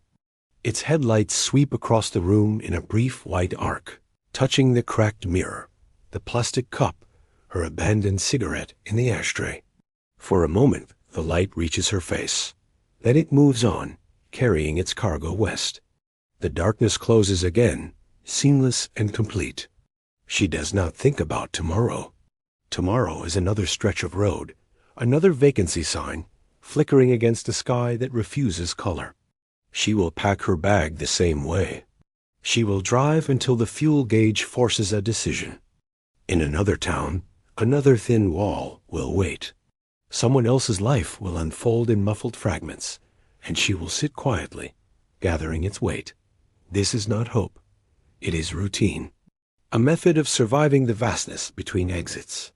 She understands now that she no longer searches for belonging. She searches for soundproof that somewhere close, something still breaks, still protests its own existence. As long as someone is fighting against the silence does not own her entirely. Elena turns on her side and closes her eyes. The neon sign blinks once more, painting the room in pale pink.